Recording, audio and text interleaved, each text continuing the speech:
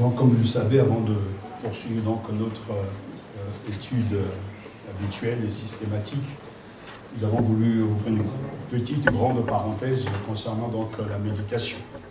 C'est si maintenant chacun, je pense, je veux croire que chacun connaît par cœur l'objectif de l'Église, la vision de l'Église, et donc concernant le perfectionnement des saints, l'objectif du Seigneur de nous rendre adultes, équipés, formés pour donc savoir être utile à lui aussi, être utile à l'Église. Nous devons retenir, parce que c'est maintenant des choses qui doivent être retenues, mémorisées, que le Seigneur pourra donc nous transformer, pour nous équiper, pour nous conduire. Tout à l'heure, le frère l'a dit dans son projet à lui.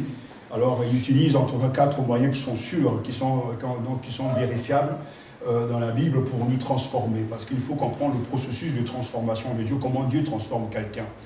Qu'est-ce qu'il fait, qu'est-ce qu'il démolit en nous, qu'est-ce qu'il détruit en nous, qu'est-ce qu'il estire en nous, et qu'est-ce qu'il aussi il met en nous. Et dans ce processus, il nous a donné, en tout cas, on peut relever, selon les Écritures et selon l'expérience, en tout cas, 4 moyens que Dieu nous a donnés, que chacun maintenant doit pouvoir reciter son problème.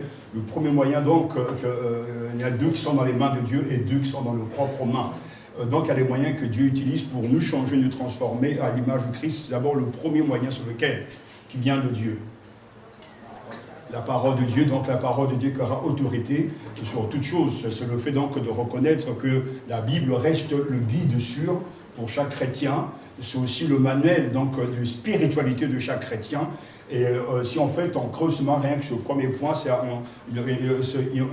on pourra longuement en parler puisqu'il est question de l'autorité des Écritures, du canon des Écritures, savoir que ces livres sont vraiment de Dieu, de l'inhérence des Écritures, qu'il n'y a pas de faute, il n'y a pas d'erreur dans la Bible, et aussi bien sûr du fait que cette parole a autorité sur nous, ce que Dieu dit est donc d'actualité pour chacun d'entre nous, même si Dieu nous parle au travers d'une histoire, de l'histoire d'un peuple, mais cette histoire aussi est notre histoire.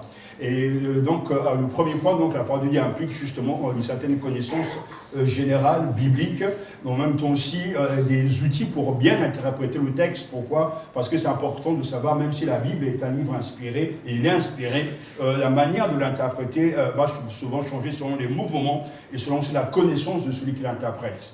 Donc c'est pour ça que c'est tout un tout avec l'autorité des Écritures. Donc la Bible est le moyen le plus sûr, le plus vrai, le plus important que Dieu utilisera pour nous changer. Quand on lit la parole de Dieu, et on verra pourquoi c'est lié à la méditation, lorsqu'on entend une prédication, automatiquement, il y a un échange, il y a quelque chose qui se passe, une chimie spirituelle.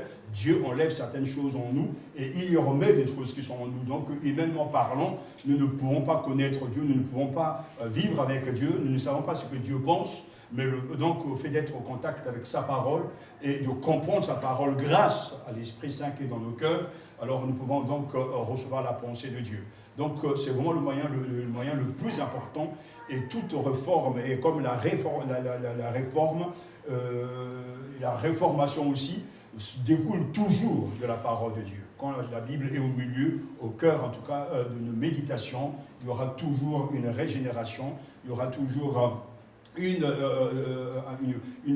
transformation intérieure parce que cette parole, elle a plusieurs en tout cas adjectifs, plusieurs aussi aspects. C'est une parole vivante, c'est une parole efficace, c'est comme un marteau qui brise le roc, c'est comme une lumière qui nous éclaire. Donc tout cela pour nous montrer que la parole de Dieu est d'une importance capitale. L'autre moyen que Dieu aussi nous donne de nous transformer, c'est ça doit être automatique, ça maintenant. Les épreuves donc, que Dieu permet, les souffrances, que Dieu permet dans le but quoi ? Parce que Jacques nous dit bien que toute épreuve, tout en tout cas, Dieu n'éprouve personne, mais nous sommes éprouvés pour tester, en tout cas, la qualité de notre foi. Et si dans vos têtes, peut-être vous dites qu'un chrétien ne connaîtra jamais d'épreuve, ce chrétien-là, il se ment à lui-même parce que, bibliquement, du début jusqu'à la fin, d'Abraham jusqu'à, en tout cas, l'Apocalypse, tous les saints ont été éprouvés, tous les saints seront éprouvés, tous les saints souffriront parce que nous sommes dans un monde d'abord déchu, et parce que Dieu permet les épreuves afin de mesurer le degré de notre foi. Seule l'épreuve va révéler qui nous sommes et ce qu'il y a réellement de concret en nous.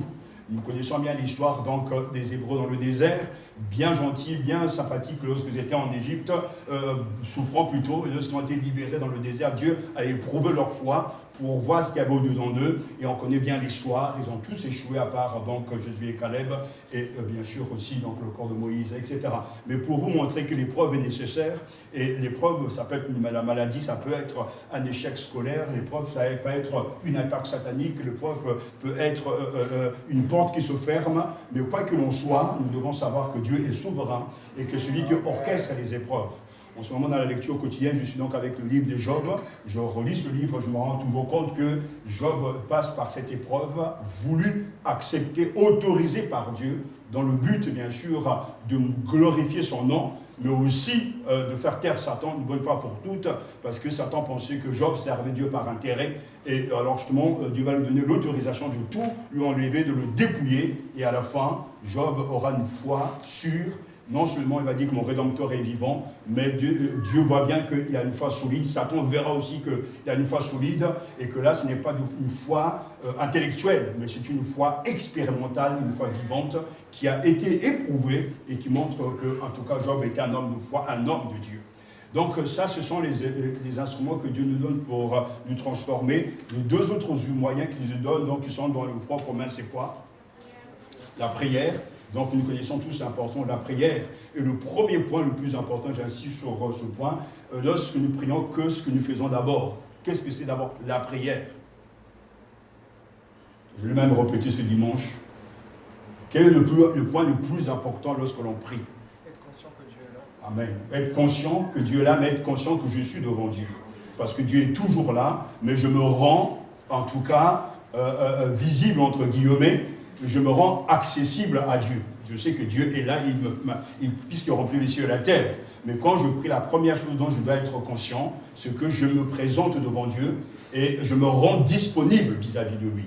Et c'est pour ça qu'on rentre dans ta chambre, prie le Père toquer dans le lieu secret et il te le rendra. Et le quatrième moyen donc que Dieu nous donne comme outil pour notre transformation, c'est quoi? Non, ça n'a déjà dit. Quel autre moyen donc?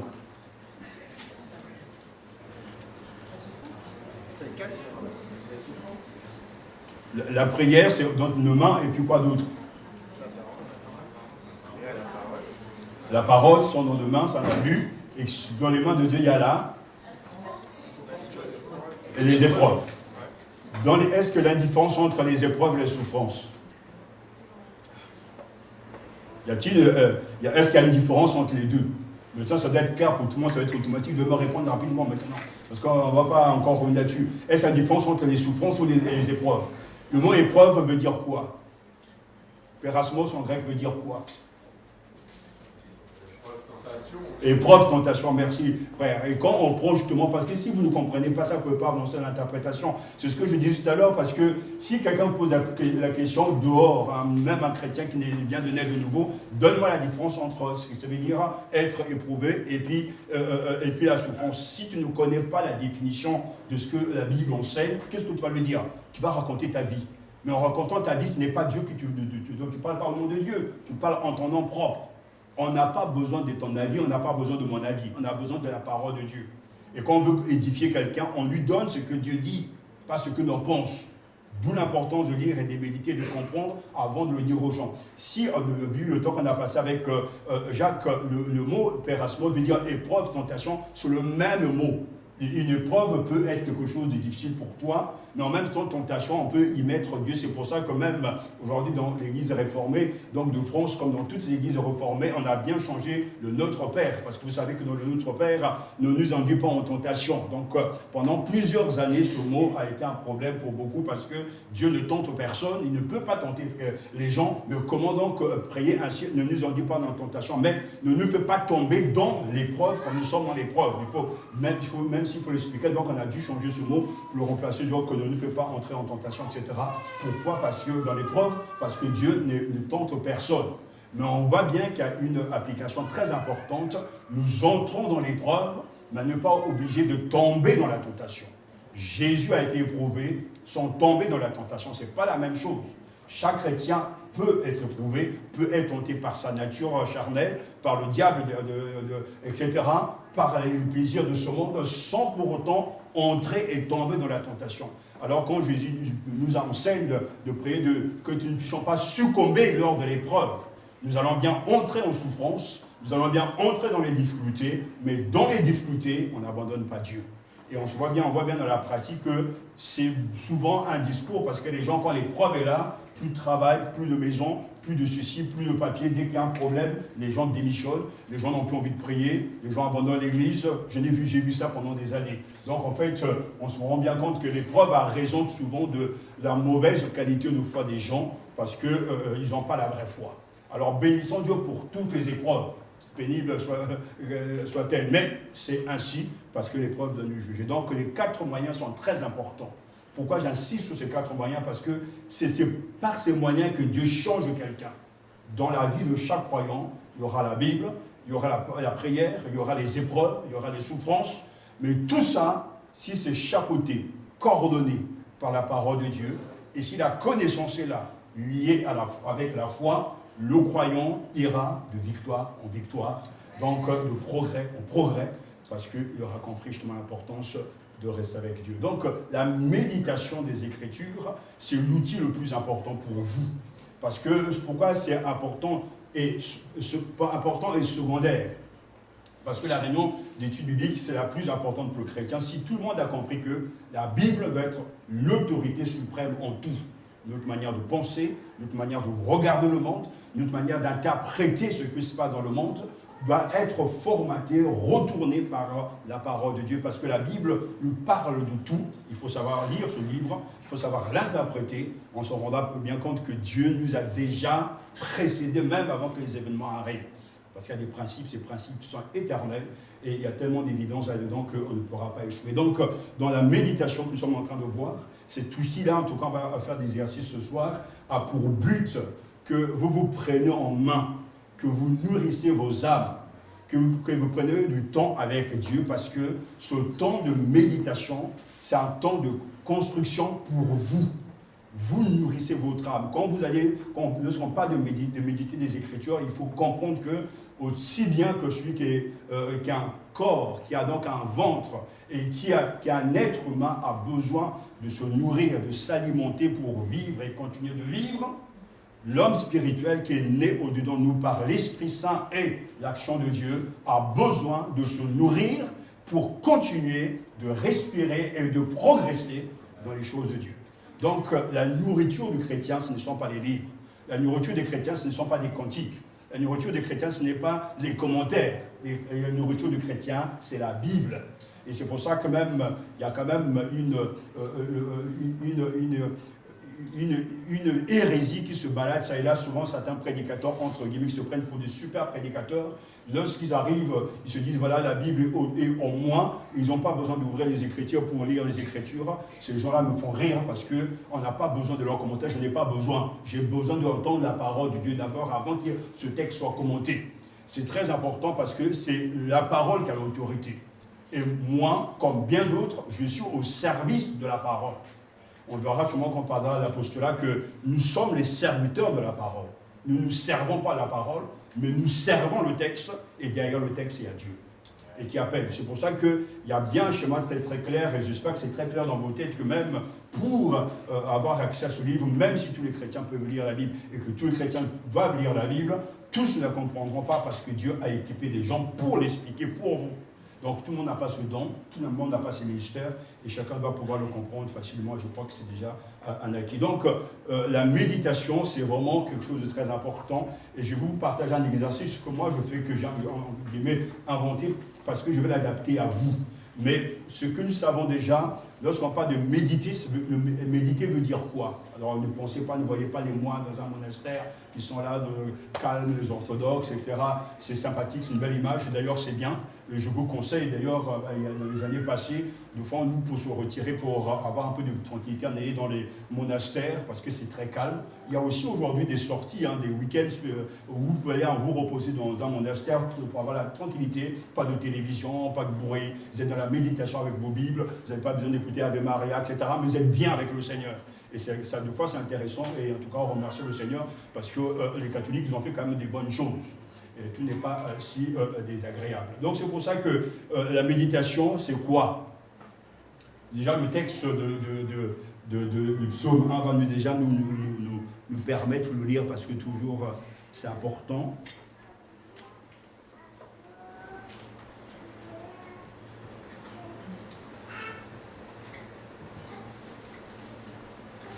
Voilà.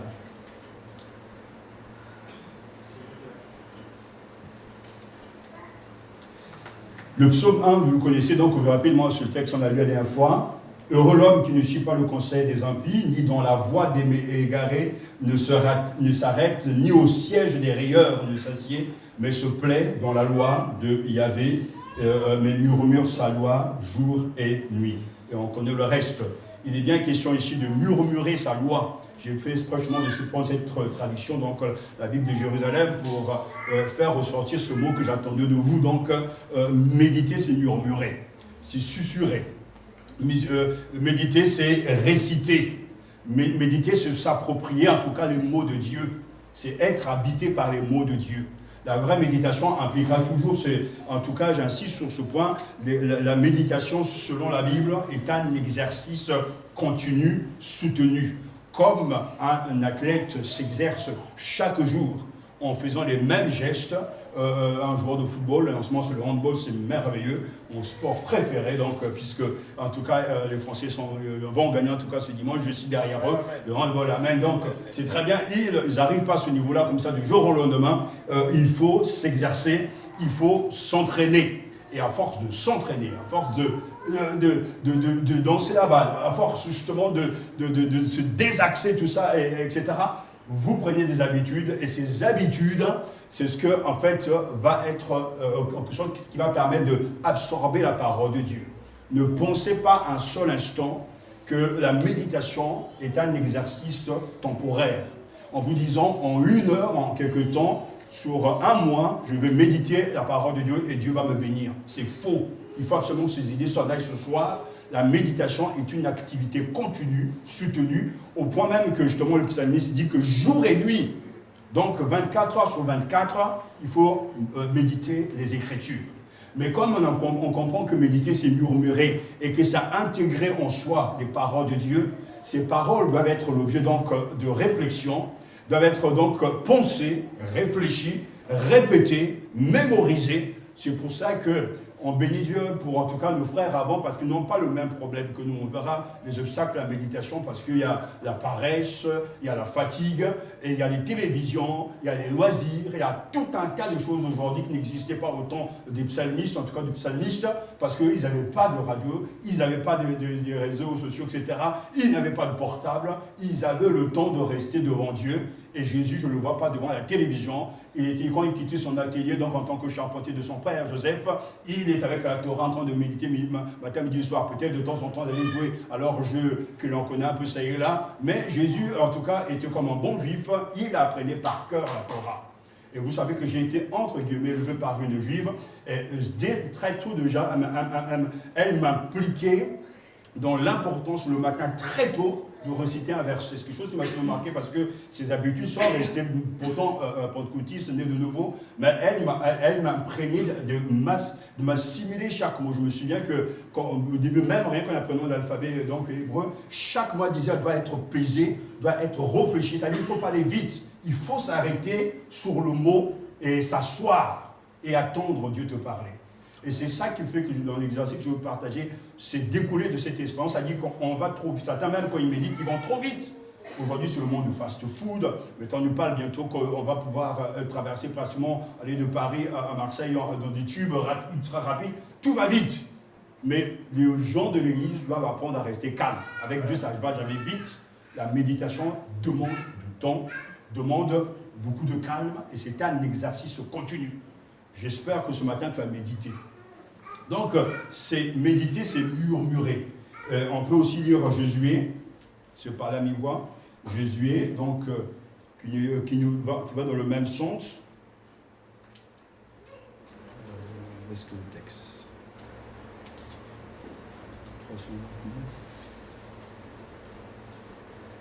Seulement fortifie-toi. Et vous savez bien que quand Dieu s'adresse à Josué, il ne donne pas d'autres conseils, il ne dit même pas de beaucoup prier, il dit seulement fortifie-toi, prends bon courage en observant, en mettant en pratique toute la loi que t'a prescrite Moïse, mon serviteur. Ne t'en détourne ni à droite ni à gauche, afin de réussir partout où tu iras. Ce livre de la loi ne s'éloignera pas de ta bouche, tu y méditeras jour et nuit pour observer et mettre en pratique tout ce qui est écrit, car c'est alors que tu mèneras à bien tes entreprises, c'est alors que tu réussiras. Nous avons là vraiment quelque chose dans ces paroles, des paroles magnifiques, parce qu'on voit bien que le travail de Dieu ne peut pas être fait qu'avec les outils de Dieu. Dieu ne nous demande pas d'avoir, en tout cas, des universitaires de qui en finir, ou des gens, je ne sais pas, bronzés, ou je ne sais pas, des gens rouges. Dieu ne nous demande pas tout ce qui est des choses extérieures. L'outil qu'il nous donne par excellence pour réussir dans ses projets, c'est la parole de Dieu. Et ça implique que nous devons comprendre le projet de Dieu et entrer dans le projet de Dieu. Nos armes ne sont pas d'ordre matériel, ce sont des armes spirituelles. On ne change pas quelqu'un à force de dire « tu dois changer ». Pour que quelqu'un change, il faut absolument l'action de la parole accompagnée par l'Esprit Saint.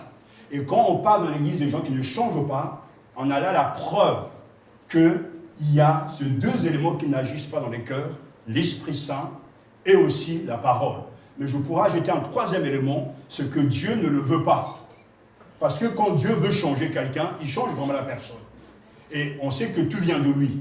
Et que la manière de changer quelqu'un, c'est toujours la volonté de Dieu, la parole de Dieu, l'Esprit Saint qui applique la parole de Dieu, la vérité, et la personne est transformée.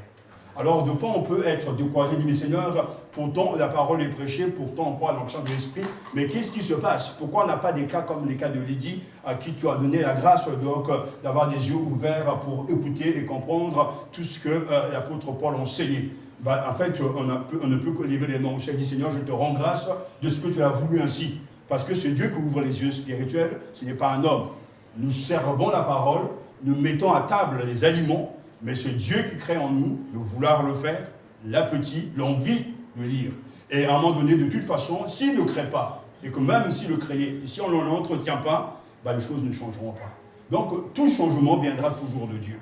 Et tout changement sera toujours, en tout cas, la marque d'action de Dieu. Alors que je méditais sur l'apostolat, je me rends compte que c'est quand même quelque chose, un privilège immense. Parce que dans tout ce que Dieu fait, aussi puissant qu'il est, il a besoin d'abord de son Fils, parce qu'il a envoyé son Fils pour que quiconque croit en lui soit sauvé.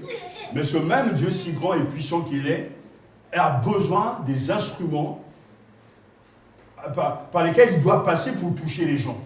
Il n'envoie pas des anges, il ne fait pas tomber du ciel une Bible, ou bien en tout cas on n'entend pas une voix audible venant du ciel, non. Il envoie des messagers qui ont un message en son nom, qui parlent en son nom, et il va utiliser des êtres humains finis pour toucher et renverser l'ordre mondial. Et c'est pour ça que c'est quelque chose de miraculeux, parce que quand le Seigneur va pouvoir changer Paul, lui qui partait donc à l'opposé de sa volonté, c'est un miracle. Tout d'un coup, cet homme, fougueux, zélé, en tout cas anti-Dieu, se retrouve serviteur de Dieu, esclave de Jésus-Christ. C'est ce qu'on appelle le changement qui vient de Dieu. Ça, c'est le vrai changement.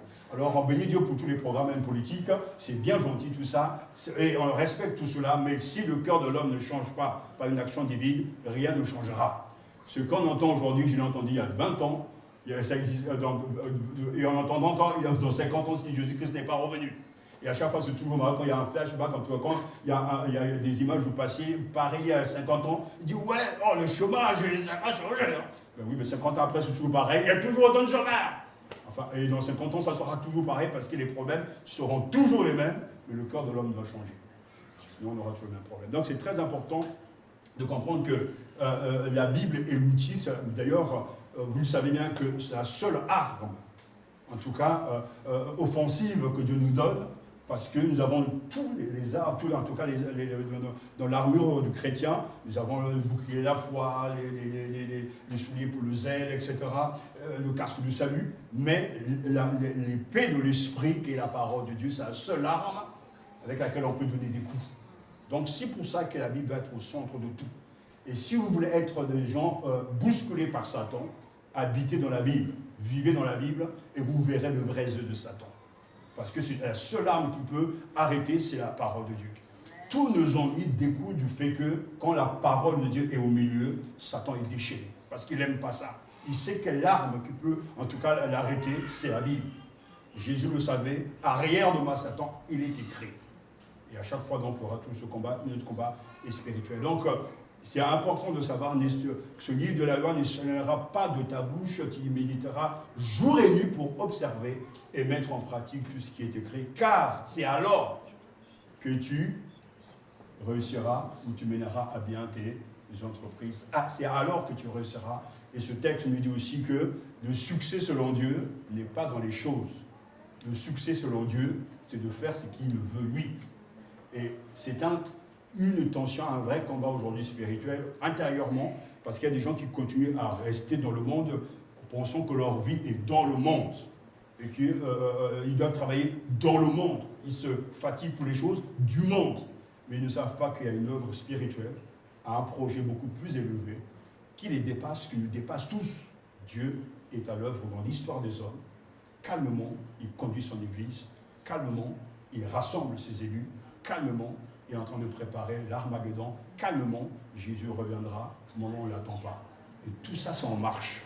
Mais c'est complètement à l'opposé de ce que nous vivons. Satan est tellement puissant en France qu'il nous a accaparés, qu'il accapare des gens dans des soucis inutiles.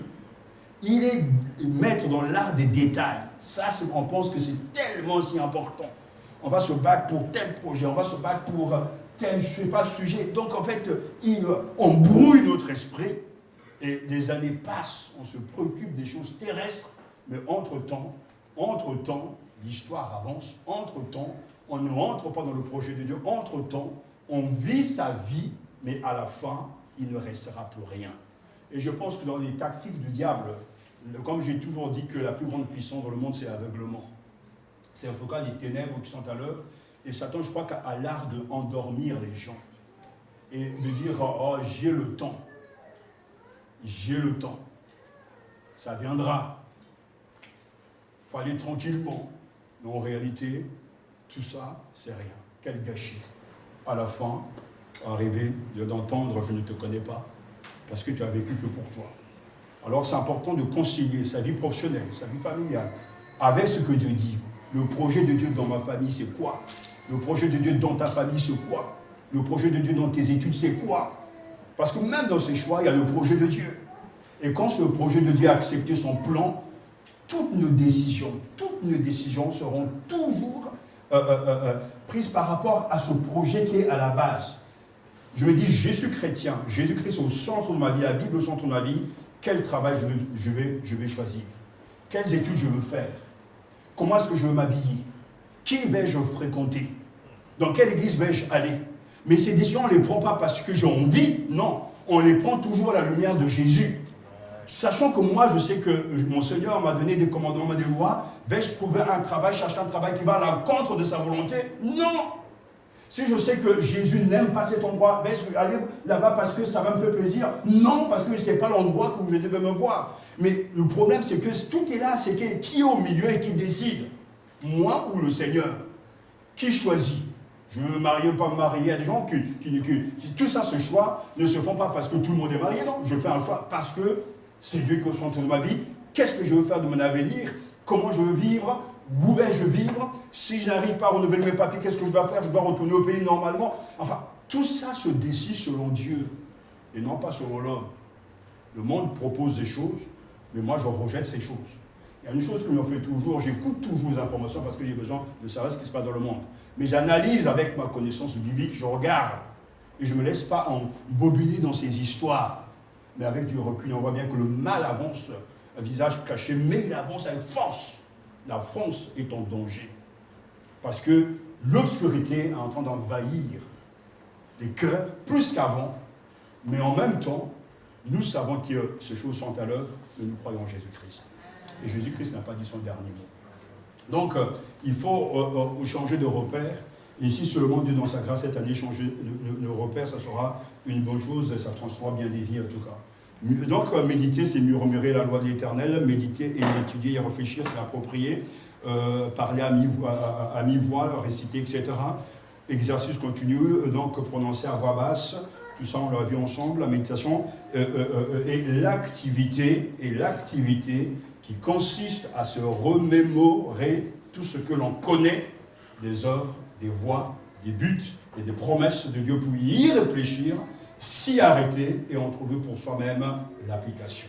C'est un travail de sainte réflexion que l'on accomplit consciemment dans la présence de Dieu, sous son regard, avec son aide. C'est un travail qui permet d'être en communion avec lui. Donc vraiment là, nous avons presque le résumé de ce qu'est la méditation. Vraiment, c'est une activité. Et moi, je dirais c'est un exercice spirituel, c'est une gymnastique spirituelle. Donc, qui gonfle et qui muscle notre homme intérieur. Donc, le but, c'est de se remémorer. Mais on ne peut pas se remémorer ce que l'on ne connaît pas. D'où, justement, le schéma qu'un chrétien doit connaître des choses avant de les appliquer. La connaissance précède l'action. La connaissance précède toujours l'expérience. Quand j'entends que Dieu m'aime, par la grâce de Dieu, j'y crois et cela change ma vie. Quand j'entends que Christ est mort pour mes péchés, par la grâce de Dieu, j'y crois et je donne ma vie au Seigneur et cela change ma vie. La connaissance précède toujours l'expérience. Celui qui ne connaît pas n'a rien à dire, n'a rien à faire. Alors on n'entre pas dans le cas de figure, on dit voilà, l'Esprit va m'inspirer, arrêtez ça, en tout cas à Matania, ça, il faut arrêter ça. Ça, je ne crois pas du tout. Dieu m'a appelé, mais il faut travailler. Dieu a appelé des grands serviteurs de Dieu comme John Stott, MacArthur, etc., Martin Luther, ils ont tous bossé. Pourquoi? Parce que la connaissance toujours précède l'expérience. Jésus lui-même a gaspillé 30 ans de sa vie, pas gaspillé, il s'est formé, il a maîtrisé la Torah avant de commencer donc à aller évangéliser, etc. Jésus, on va en choisir 12. Il va les équiper, il va mettre en eux sa propre parole. Ensuite, il les envoie faire des exercices spirituels et à chaque fois, ils vont avancer. Donc, la connaissance est capitale. Sans la connaissance, on ne peut pas croire. Et c'est pour ça que la connaissance implique un travail personnel, implique donc d'avoir aussi de bons livres, implique d'aller dans une bonne faculté de théologie, avoir des très bons professeurs qui vont vous donner de la matière. Et grâce à cette matière qui sera donc saisie par la foi, je dirais malaxée par la puissance du Saint-Esprit, parce qu'il est toujours là, lui. Il est toujours là. C'est le grand enseignant. S'il n'est pas là, tout le reste n'est que lettre morte. Mais le Saint-Esprit vivifie la parole. Parce que comment va-t-il me changer aujourd'hui, le Saint-Esprit? Il ne va pas me changer comme ça par hasard. Comment est-ce que je veux croire s'il n'y a personne qui prêche? Et pour prêcher, il faut donner un message clair. C'est exactement le fait qu'aujourd'hui je suis malade, je vais voir mon médecin, je vais voir le docteur David qui est là, il dit voilà, docteur, j'ai mal ici, etc. Il va m'examiner, etc. Et puis après, mais il va m'examiner et après me donner une ordonnance. Mais cette ordonnance est basée sur quoi? Parce qu'ils sentent quelque chose, ah, je sens, oh pasteur, je sens que là, je vais mettre ça. Non, mon frère, ça ne se passe pas comme ça. Cette ordonnance est basée sur des années d'études. Mais c'est la connaissance, c'est cette connaissance en fait qu'on va acheter chez lui. Mais ça ne tombe pas du ciel. C'est pas une intuition comme ça, je sens que là il doit avoir un peu de fièvre, là ça a mal de tête. Non, ça ne se passe pas comme ça. C'est la connaissance qui permet, etc., de dire voilà ça. Et c'est pour ça qu'on peut leur remettre nos vies, parce qu'ils savent. Et malheur à vous, vous allez voir le sorcier ou bien le guérisseur de quartier, il dit voilà, je vois dans le miroir que tu dois prendre un peu de poudre jaune. Non, allez quitter cette maison parce que c'est pas là-bas que vous allez être guéri, quoi. Bien qu'il y a des choses, en tout cas les remèdes de grand-mère qui marchent très bien. Et c'est vrai, nos grands-parents avaient aussi des remèdes pas possibles, incroyables. Mais bon, ça c'est un autre sujet.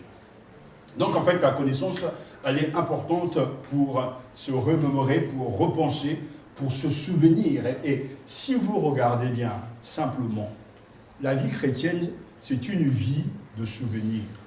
Quelqu'un qui a une bonne mémoire va se souvenir des promesses de Dieu.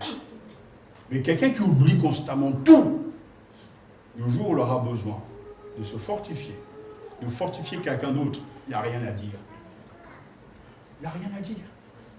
Avez-vous déjà vu un étudiant, vous êtes tous, en tout cas, vous étiez à l'école, etc. Tu n'as rien dans ta tête et tu vas te présenter à l'examen. Et tu penses que tu vas ressortir avec un 20 sur 20? Ça n'existe pas. Peut-être dans le monde, en tout cas, des cartoons, des dessins animés, où il y a des choses comme ça qui peuvent exister, mais tu apprends et tu te présentes à l'examen. Quand tu as bien appris, ce bon sujet tombe, tu vas tu sortir là avec un content, et puis avoir une bonne note, et quitte à avoir aussi donc, un diplôme donc, qui va avec. Qu'est-ce qui t'a permis d'avoir ce diplôme? Mais c'est ta connaissance. Le professeur que tu vois, lui, il ne vit pas avec toi.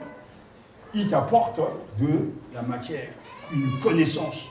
Mais c'est à toi de l'assimiler. Et c'est pour ça que je trouve ça bête, excusez-moi, je trouve ce monde, parce qu'il y a des enfants qui vont à l'école et puis ils commencent à bouder, ils ne veulent pas, ils s'en prennent au professeur. Ils sont bêtes, ils sont là pour eux. Ils n'ont pas compris que c'est leur vie qui est en jeu. Ils cassent tout, ils font grève, ils sont contents quand il n'y a pas d'école. Ils n'ont pas compris que c'est leur avenir. Le professeur, il a déjà réussi, lui, il n'a rien à faire. Mais il y a des gens vraiment qui n'arrivent pas à comprendre. C'est comme il y a des cas de manifestations, ils brûlent les cabines chez eux. Mais c'est la cabine que ton cousin peut utiliser. Mais va à l'Élysée brûler peut-être là-bas, même si on ne te le permet pas. Mais ils brûlent les voitures de leurs voisins, ils cassent mais ça n'a aucun sens tout ça. Malheureusement, on est dans un monde où tout est à l'envers. La connaissance. Et la connaissance viendra par le fait de lire. Donc, il s'agit des promesses de Dieu pour y réfléchir, s'y arrêter et en trouver pour soi-même l'application. Je vous avais montré la dernière fois cette petite clip de cette adolescente, en tout cas cette petite de 5 ans, qui recitait par cœur les livres de la Bible, les versets bibliques. Et c'était un exercice intéressant. Il suffisait simplement de nous demander une référence à tel thème, elle récitait. Mais elle ne s'est pas tombée du ciel, chacun va dire ouais, mais elle a un don, elle a une bonne mémoire, Dieu l'a bénie, etc. C'est tellement facile ça, parce que quand on est par reçu, on trouve toujours un moyen de s'excuser. Maintenant, quand tu veux travailler, Dieu aussi va t'aider. Quand tu vas, en tout cas, t'y mettre, le Seigneur aussi pourra t'y aider. Donc, il s'agit vraiment de se remémorer des buts, des promesses, de puis réfléchir, s'y arrêter, etc., etc. Est-ce qu'il y a des questions par rapport à ça? C'est clair pour tout le monde? Oui. S'il vous plaît, il y a un retour sur le quatrième moyen, et la souffrance. Vous avez vu passer sur la souffrance. Oui. Les souffrances, c'est-à-dire que les souffrances sont liées du fait qu'on accepte de suivre le Christ. L'exemple, par exemple, Jésus a souffert. Et Jésus a souffert de quoi? A-t-il souffert parce que c'était un pécheur? Non, puisqu'en lui, il n'y avait pas de péché. Mais il a souffert pour nous, du fait qu'il a accepté de faire la volonté de son Père, qui est aussi sa propre volonté, en prenant sur lui donc le poids de nos fautes. Ses souffrances se sont connues, il a été rejeté des siens, on l'a insulté, on l'a maltraité, on l'a battu, on l'a trahi, il y a eu un faux jugement. Jésus a souffert toutes ces choses parce que, en tant que fils de Dieu, parce qu'il portait la croix, et c'est la croix qui était en fait à l'origine de toutes ces souffrances. Parce que les souffrances dont nous parlons ne sont pas liées à notre état de péché. Ce n'est pas parce que tu as péché que tu vas souffrir, parce que, autant qu'on soit chrétien ou pas, on souffre parce que le mal est entré dans le monde. Et ce mal détruit tous les hommes. Ce qui fait que aujourd'hui, la terre, elle est maudite. On voit bien que les accouchements sont difficiles. Des fois, il y a même certains qui n'arrivent pas à avoir d'enfants. On trouve des situations chaotiques. L'homme s'autodétruit lui-même. Les voitures qu'hier on aimait aujourd'hui polluent et tuent encore les êtres humains. Enfin bref, on est dans un système où l'homme est en train de vivre la conséquence du péché. Et l'égoïsme est là, plein de choses, etc. Donc, Que l'on soit chrétien ou pas, on souffrira toujours. Mais le fait de devenir chrétien, il y a une souffrance qui sera liée à notre condition de chrétien. Le fait de dire à nos collaborateurs ou bien à nos collègues au travail, je suis chrétien, il y a des choses que je ne fais pas, ils vont peut-être se moquer de toi, ils vont peut-être te faire de coups bas, ils vont peut-être, je ne sais pas, jeter la peinture sur ta voiture, si je dis ça parce que ça m'est arrivé. En fait, ces souffrances sont liées parce que tu es chrétien, et parce que tu es chrétien et que tu suis le Seigneur, Satan n'est pas content, donc tu vas souffrir. C'est pour ça qu'on a donné l'exemple de Job, qui était intègre aux yeux de Dieu, aux yeux de Satan, à ses propres yeux, mais pas aux yeux même de ses meilleurs amis. Et pourtant, il a souffert, parce que c'est tout à fait normal. Donc ça, c'est la souffrance. Alors que l'épreuve, c'est plutôt le test par rapport à la foi. D'accord ? Donc, ensuite, on s'est arrêté là la semaine passée pour les anciens méditer, c'est lire un texte et l'apprendre par cœur au sens le plus fort de cette expression, c'est-à-dire avec tout son être, avec son corps, puisque la bouche le prononce, avec la mémoire qui le fixe, avec l'intelligence qui en comprend le sens, avec la volonté qui désire le mettre en pratique. Et donc, je vous ai proposé la semaine passée, on a commencé avec la première méthode justement de méditation, qui est une méthode en tout cas qui est distribuée, connue, donc donnée par la Ligue de la lecture, la parole de Dieu. Comment donc méditer? Je me poserai donc des questions à propos du texte que je suis en train de lire. Donc voici celle proposée par la Ligue pour la lecture de la Bible. Donc c'est en tout cas un trousseau de clés, de questions que l'on doit donc poser au texte. Et pour le faire, je pense qu'on va déjà lire, en tout cas déjà lire ces questions, et puis après on pourra faire un exercice. On peut donc, en lisant un texte, nous poser cette question: que nous enseigne le texte du jour concernant Dieu le Père, la personne et l'œuvre de Jésus-Christ, le Saint-Esprit? Je vous propose cette méthode parce qu'elle est assez connue, mais ce n'est pas celle que j'utilise. Mais c'est important de vous en tout cas, la proposer également. Ensuite, il y a une question qu'on peut se poser: y a-t-il un bon exemple à suivre avec l'aide de Dieu? Y a-t-il un mauvais exemple à éviter? Y a-t-il un ordre auquel je puisse obéir? Y a-t-il un avertissement auquel je dois faire attention? Je le dis rapidement pour l'instant. Y a-t-il une promesse que je puisse croire et proclamer? Y a-t-il une réponse à une question biblique et personnelle? Y a-t-il un mot d'ordre pour la journée? Y a-t-il un enseignement confirmé par d'autres versets de la Bible? Et enfin, il y a donc, après avoir lu ce passage, quelle action de grâce, quelle humiliation accompagnera ma prière? Voilà donc les 10 questions que l'on peut se poser en lisant donc un texte, donc la lecture de la Bible. Mais je trouve cette méthode trop en tout cas longue par rapport au temps que les gens doivent avoir pour ce temps-là. Mais ça n'empêche pas de l'utiliser. Et pour pouvoir le faire, je vous propose de choisir vous-même au hasard, le hasard n'existe pas, de me sortir un chapitre connu. J'avais, non connu même. J'avais proposé, en tout cas il y a quelques semaines, et je remercie le frère de qui m'avait rappelé.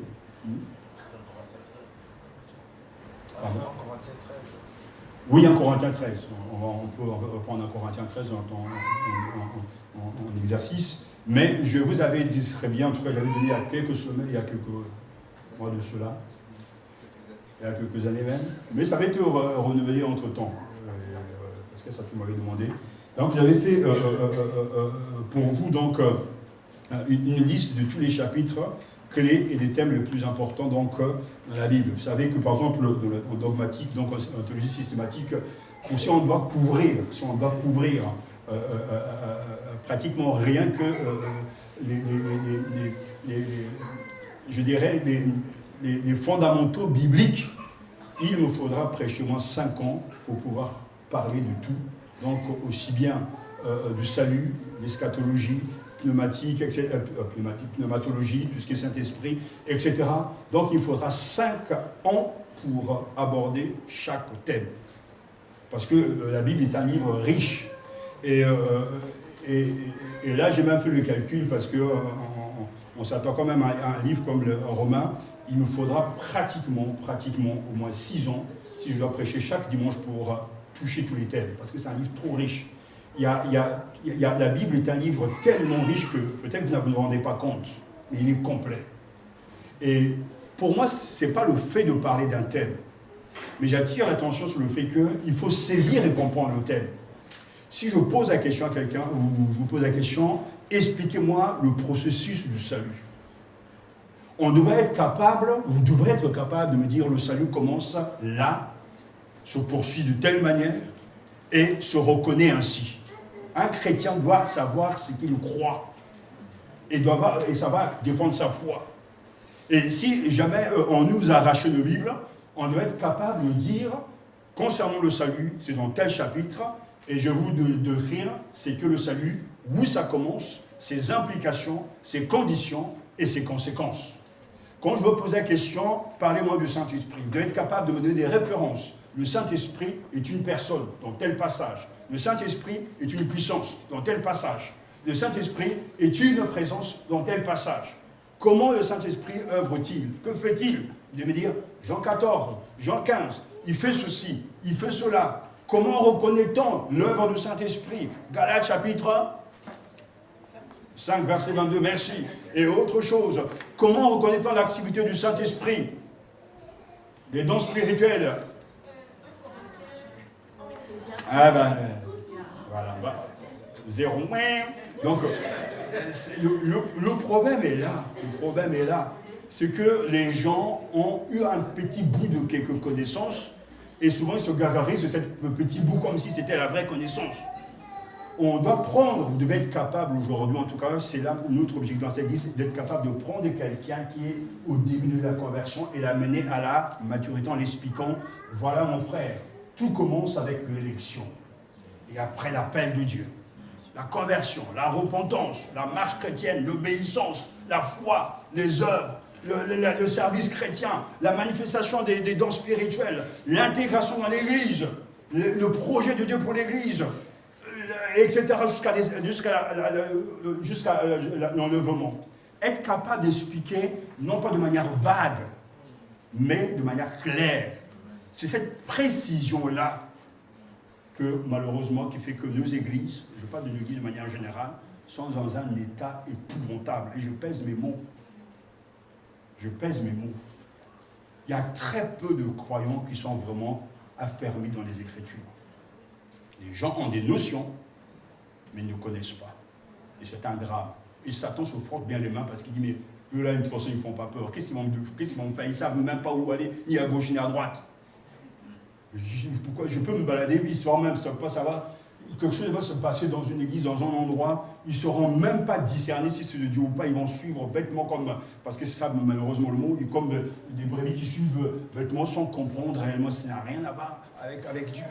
Ils ne vont même pas faire attention aux nuances, ils ne vont même pas reconnaître le prédicateur qui prêche la Bible avec l'onction de Dieu, ils ne pourront pas, parce que pour eux ils absorbent tout, ils avalent tout. Ils n'ont pas l'intelligence pour dire que ça n'a rien à voir, mais l'intelligence ne peut être renouvelée que par l'esprit et parce que la connaissance est là. Je dis non aujourd'hui à tel produit parce qu'on entend deux fois aujourd'hui, parce qu'avec, je prends le domaine médical, on entend que bien l'aspirine, ça ne va pas. Mais pourquoi on l'interdit aujourd'hui alors qu'il y a jadis on l'a accepté? Il y a la connaissance, la lumière, etc., le progrès. C'est qui fait qu'on abandonne certaines choses. Mais je ne pense pas que ça concerne l'aspirine, mais j'entends, il y a des médicaments jadis qu'on prenait qu'on nous interdit aujourd'hui. Qu'est-ce qui fait ça? C'est la connaissance. C'est l'avancée, etc., technologique. Donc, c'est ça que il faut que vous soyez conscients ce soir que c'est un vrai problème. Et ce problème, il est beaucoup plus profond que vous l'imaginez. Parce que moi, je le vois de loin, mais je le vois aussi de près. On donne une orientation biblique, on vient prêcher, tout ça. Je dis que ce n'est pas ce que je dis qui est important. La Bible nous enseigne comment adorer. Je vous ouvre la Bible, je vous ouvre l'Apocalypse, je dis voilà, on regarde les adorateurs au ciel, qu'est-ce qu'ils font, qu'est-ce qu'ils disent? Je les entends, je regarde, je viens vous dire, vous savez, de la part de Dieu, je vois les adorateurs, comment ils se comportent, ils adorent. En se concentrant sur le Dieu créateur, ils disent tu es grand Seigneur, tu es puissant, tu es digne d'ouvrir le livre de vie et de rompre les sceaux, dire ah, mais ça c'est ce que les gens font au ciel. Donc, eux doivent m'influencer dans mon adoration. Et quand je vais arriver à l'église, j'entends des gens, oh Seigneur, tu sais, je veux te dire merci parce que j'étais dans la voiture, je suis sorti, tu m'as gardé. C'est pas l'adoration, ça. C'est bien, c'est sympathique, vous a gardé, mais ça n'a rien à voir avec l'adoration. Parce que ça ne ressemble pas à ce que tu lis dans la Bible. Si, il faut dire merci Seigneur, tu m'as guéri, merci Seigneur, tu m'as protégé. Mais l'adoration, c'est merveiller. C'est prendre plaisir. Et c'est comment se perdre en Dieu. Tu es grand, Seigneur. Tu es plus grand que ce que je pensais, plus élevé que je l'imaginais. Je me procède devant toi qui es si immense. Et ça, c'est l'adoration. Et vous n'entendrez jamais, oh Père, merci, entre-temps, j'ai dit gloire à Dieu, et puis après, Seigneur, bénis ma femme, bénis mes enfants. Mais ce n'est pas l'adoration. Le problème, c'est que cet entêtement à vouloir faire ce que l'on vit, c'est un vrai frein au progrès de l'Église, à votre propre progrès spirituel. Vous ne pourrez jamais avancer. Parce que le but, c'est de dire, voilà, le chemin est là, suis-le. Le jour où matin, le diable va simplement lire, le juste vivra par la foi. Il dit, mais c'est ça cette affaire? Alors, plus j'abandonne les œuvres extérieures, plus de fait de se fouetter, plus le fait de se décarcasser, plus de jeûne inutile, je crois que le juste vivra par la foi. Et c'était la réforme. Mais il a dû sortir de ses croyances pour croire en quelqu'un d'autre. Il a pu continuer dans ses bonnes œuvres, je veux faire ceci, je veux faire cela, pour plaire au Seigneur. Mais Dieu l'a montré, non, crois, et tu seras déclaré juste parce que tu as cru. Mais non, c'est trop facile. Non, mais si, il a cru, et ça change l'histoire de l'Église. C'est ça le vrai problème qui est là. C'est-à-dire qu'on veut faire comme on veut. Qu'est-ce que Dieu dit sur les dîmes? Qu'est-ce que Dieu dit concernant le sabbat? Qu'est-ce que Dieu dit concernant la fidélité à l'Église? Qu'est-ce que Dieu dit concernant la prière? Qu'est-ce que Dieu dit concernant la lecture? Tout ça, tu ne l'inventes pas. Ouvre la Bible, écoute le message. Dieu te parle, va pratiquer. Et tu réussiras.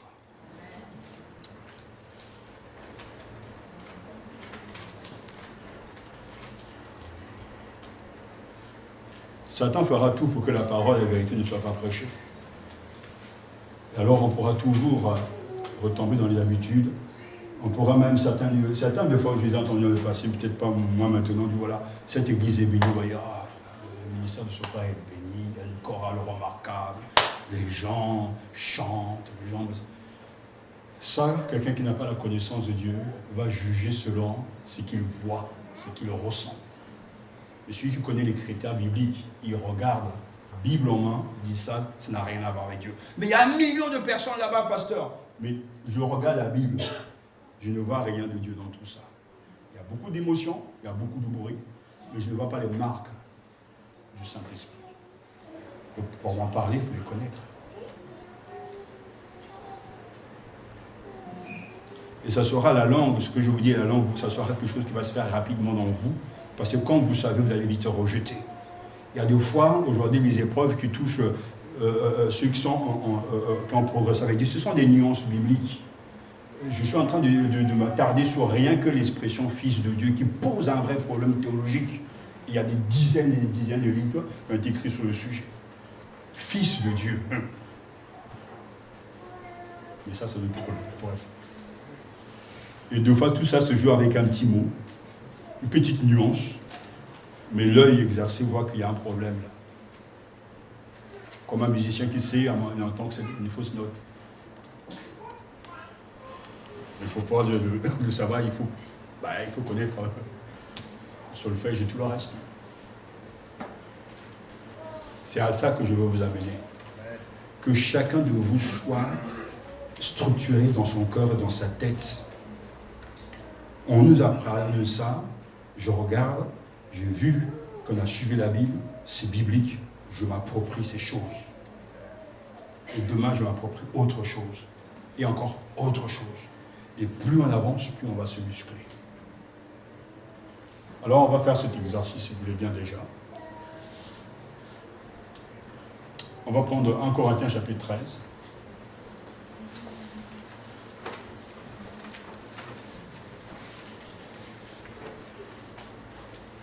Ah, oui, justement, je parlais justement, je termine. Donc, je vous ai fait donc ces quelques pages. Justement, il y avait les chapitres clés, les versets clés de l'Ancien et du Nouveau Testament, aussi bien donc du Nouveau Testament et de l'Ancien et du Nouveau Testament, les versets déterminants, etc. Donc, ça peut être un élément justement de base, donc de méditation pour ceux qui doivent commencer et surtout se discipliner.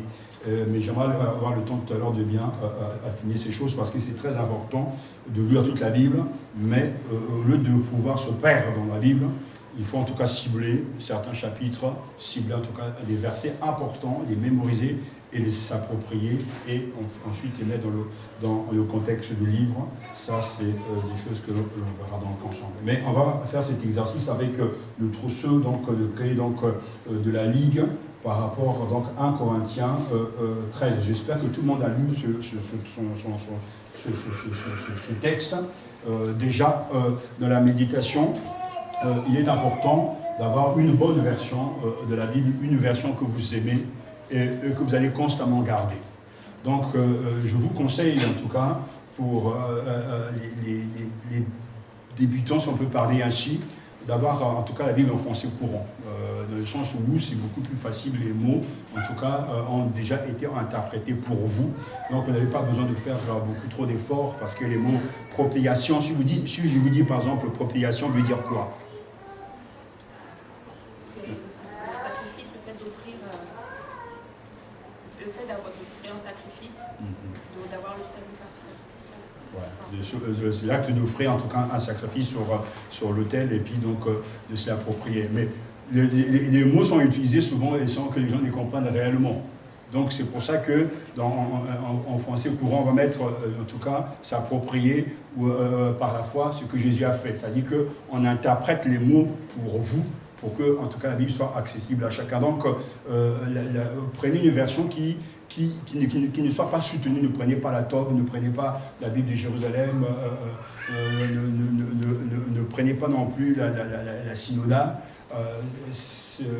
prenez Second 21, la Bible en français courant, ne prenez pas non plus Parole vivante parce que c'est trop amplifié, etc.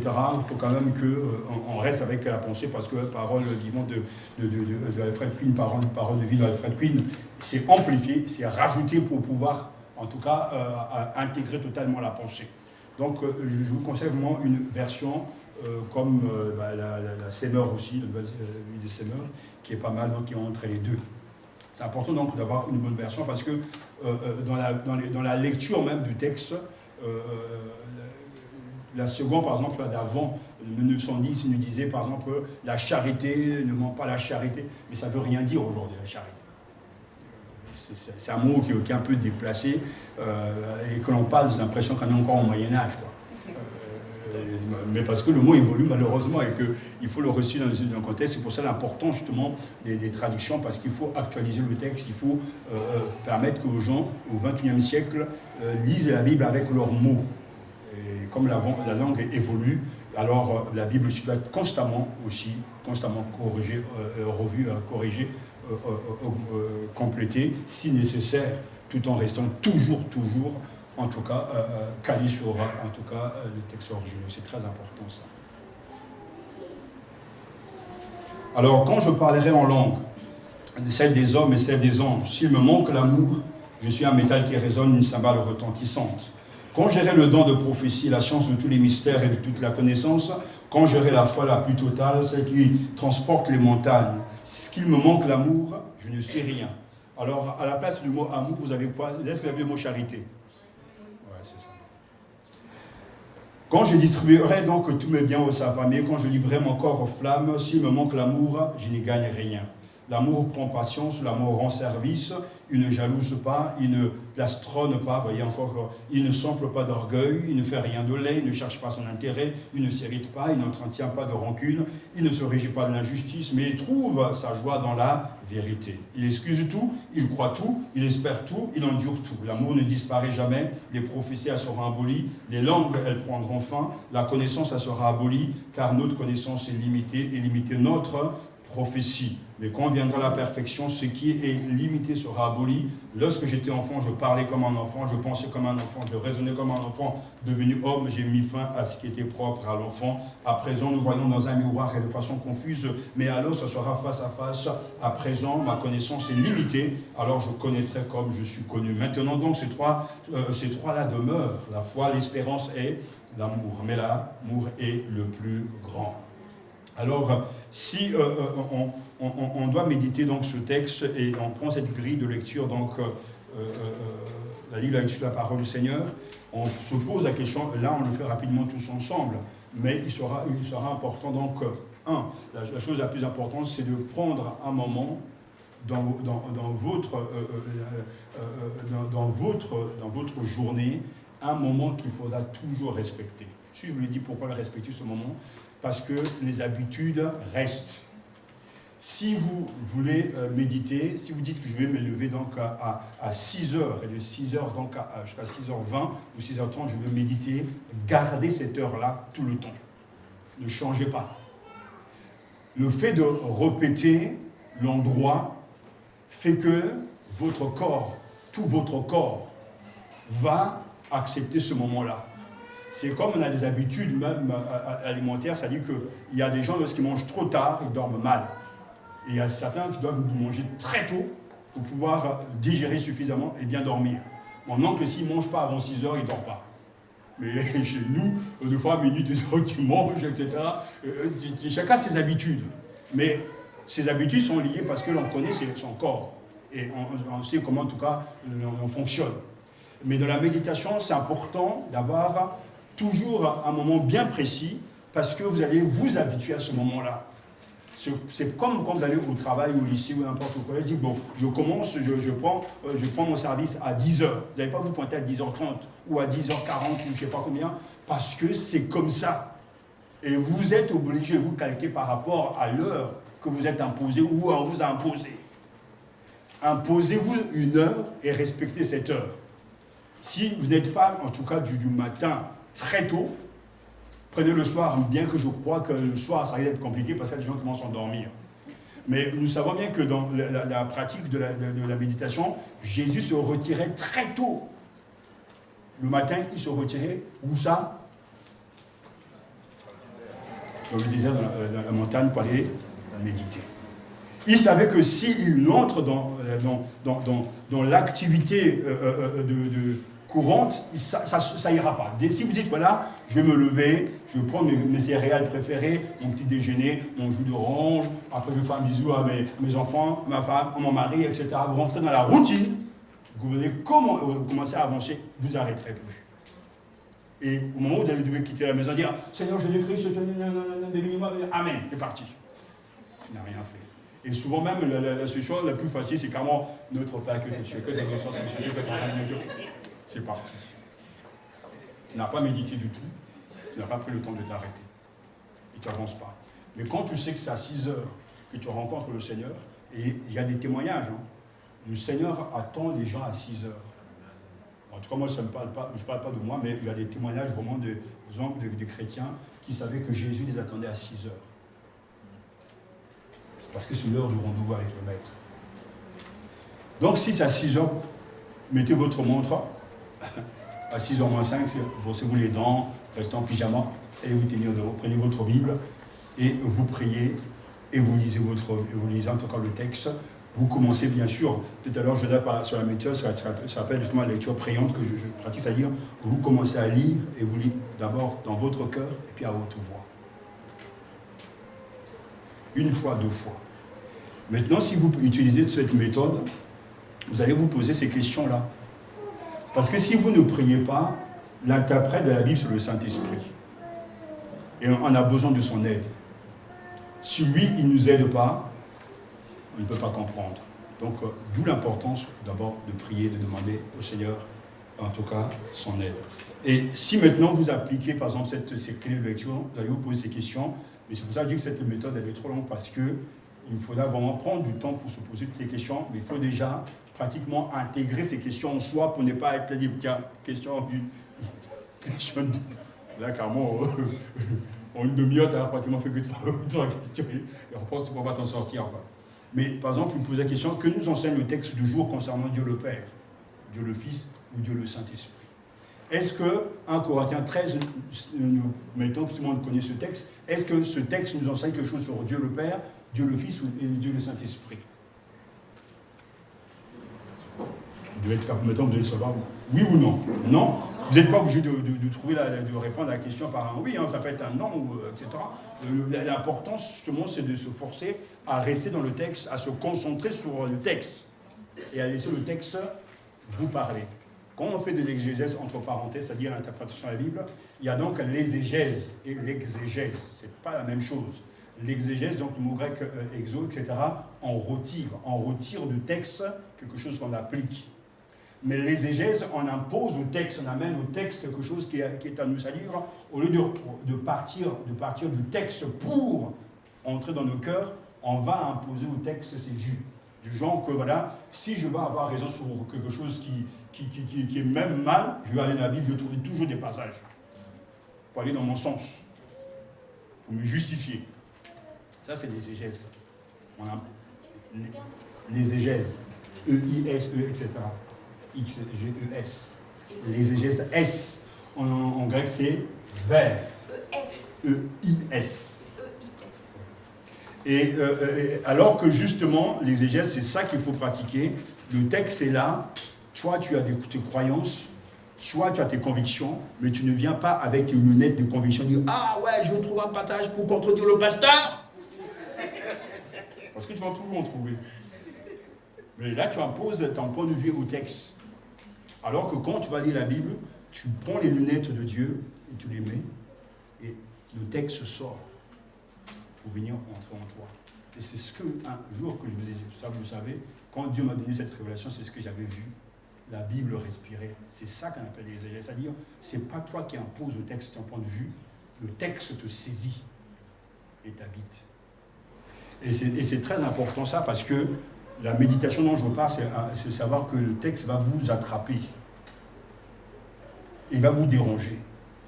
Parce que vous venez nu devant Dieu, et Dieu va vous habiller. Mais si vous venez avec vos points de vue, vous n'entendrez pas sa voix. C'est pour ça que ces questions sont là pour nous imposer, je dirais, une structure intellectuelle afin de ne pas s'éparpiller. La deuxième question peut se poser, a-t-il un bon exemple à suivre avec l'œil de Dieu? Avec 1 Corinthiens 13. Pratiquement tout le chapitre. Hein. L'amour ne fait pas de mal, l'amour ne se vante pas. Tout ça, ce sont des bons exemples. Excuse-moi, parce que la première question, ça prenait quelque chose sur Dieu quand même. Hein. Pourquoi? Il nous connaît. Il nous connaît? C'est-à-dire? C'est-à-dire qu'il est dit, je crois, vers la fin, que je connaîtrai comme Dieu me connaît. Comme il me connaît.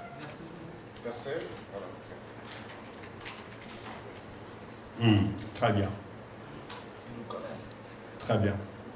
Ça, je vais vous l'expliquer après. Quand on médite, on n'a pas besoin de faire attention à tout. L'objectif, c'est de se nourrir.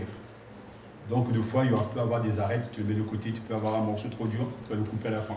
Et comme moi, je fais comme ça, c'est trop dur à mâcher, je prends d'abord la purée, les petits pois, après tu prends le morceau. Ça dit que l'objectif, c'est vraiment de nourrir ton âme. Mais c'est pour ça que lorsque l'on médite, on a un cahier avec soi pour écrire, noter les impressions, le ressenti. Parce que le ressenti qu'on a lorsque l'on va méditer, c'est le ressenti qui découle de la Bible. Pas ce que moi je ressens, mais parce que je suis au contact d'un texte, je ressens des choses. Donc ça, je note ce ressenti-là. Et c'est vrai que être connu de Dieu va alimenter beaucoup de choses. Mais là, on ne l'a pas vu, on l'a sauté, on ne l'a pas vu. Tu l'as vu, c'est très bien. Chaque personne, ça dépend des versions. C'est pas dans toutes les versions précises. Voilà. Dans ta version, c'est quoi? Dans la Bible seconde, ils disent aujourd'hui nous voyons au moyen d'un miroir d'une manière confuse, mais alors ce sera face à face.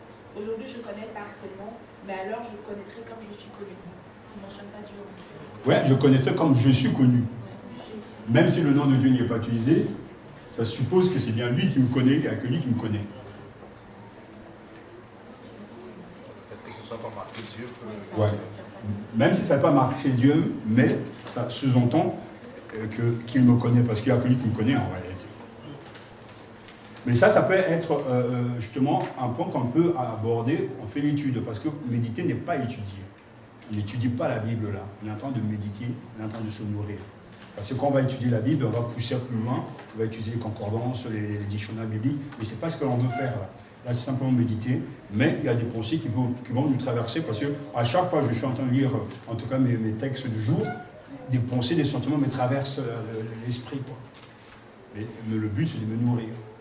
Ni même de préparer un message, une prédication. Je fais toujours la différence entre la méditation et préparer une prédication. Pour moi, c'est deux choses qui n'ont rien à voir. Je me nourris mon âme en méditant. Et quand il s'agit de préparer un message ou un enseignement, je prends des textes que je vais donc étudier. Là, j'étudie. Et ce n'est pas la même chose. Et donc, au niveau des exemples, il y en a pas mal parce que de manière pratique, 1 Corinthiens 13 ne nous donne que de recommandations à suivre pratiquement. Y a-t-il un mauvais exemple à éviter ou des mauvais exemples à éviter? Ça, c'est pratiquement le contraire de justement de ce qui est bon qu'il faut faire. On est tous d'accord avec ça. Y a-t-il un ordre auquel je puisse obéir?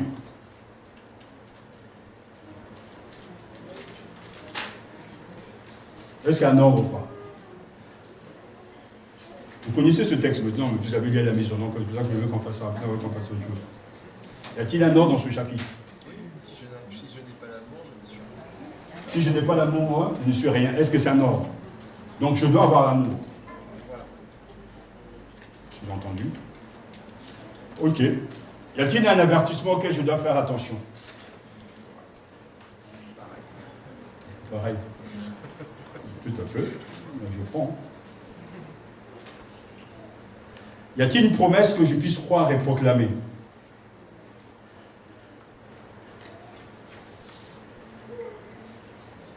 Y a une promesse? Laquelle? L'amour ne disparaît jamais. Est-ce que c'est une promesse? Ou bien c'est une affirmation? Donc c'est pas une promesse. Y a-t-il une réponse à une question biblique et personnelle? Ça, c'est vous qui devez le savoir vous-même. Parce que c'est selon justement vos questions que vous vous posez ce genre de questions. Est-ce qu'il y a-t-il un mot d'ordre pour la journée? Aimer, voilà, tout à fait. Aujourd'hui, je vais aimer. Je vais aimer mon patron. Je vais aimer mes élèves. Je vais aimer mes collègues. Enfin, je vais aimer les voisins. J'écoutais un monsieur qui disait que ce monde est tellement devenu bizarre qu'il est rentré dans une boulangerie. Dès qu'il est rentré, il a dit « Bonjour à tous !» Bonjour à tous. Et les gens se sont retenus avec une tête bizarre, ils ont regardé bizarrement, quoi. Un dernier se dit, mais il vient d'où, lui? Parce que même le fait de saluer, parce qu'il explique que le fait même de dire bonjour à quelqu'un, c'est devenu un problème. Vous dites bonjour, entrez dans une, je sais pas, une boulangerie, bien une pharmacie, bonjour. Les gens vous regardent, mais ça, c'est quel spécimen, ça?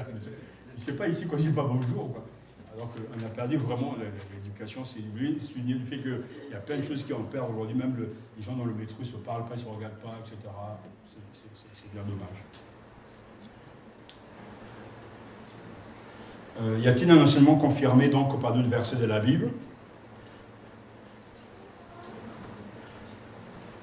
Oui ou non? Quoi? Quel enseignement? Non. Y a-t-il un enseignement confirmé par d'autres versets de la Bible? Puisque le sujet est l'amour, le mot d'ordre est l'amour, où se trouvent d'autres portions de la Bible qui parlent de l'amour? Jean chapitre 3, Romains chapitre 5, donc c'est l'amour. Galates chapitre 5. Donc cet enseignement de aimer est aussi confirmé par d'autres passages. Et vous pouvez justement, comme vous allez avancer dans l'exercice, vous pouvez faire des études par thème. C'est beaucoup encore plus intéressant. Et donc, la dernière question, après avoir lu ce passage, quelle action de grâce, quelle humiliation accompagnera ma prière? L'action de grâce, ça sera quoi d'abord?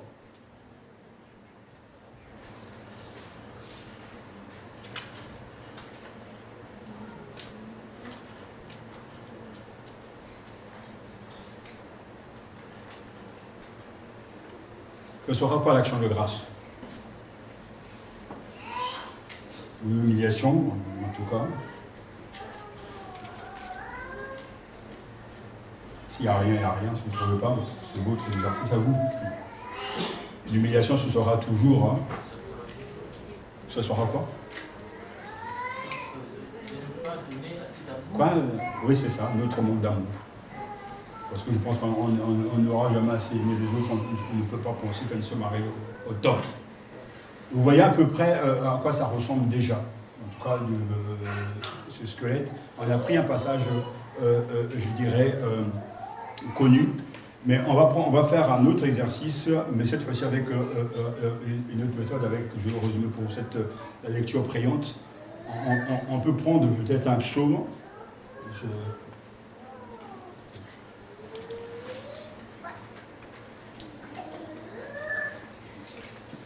Le psaume que vous voulez. On va prendre un.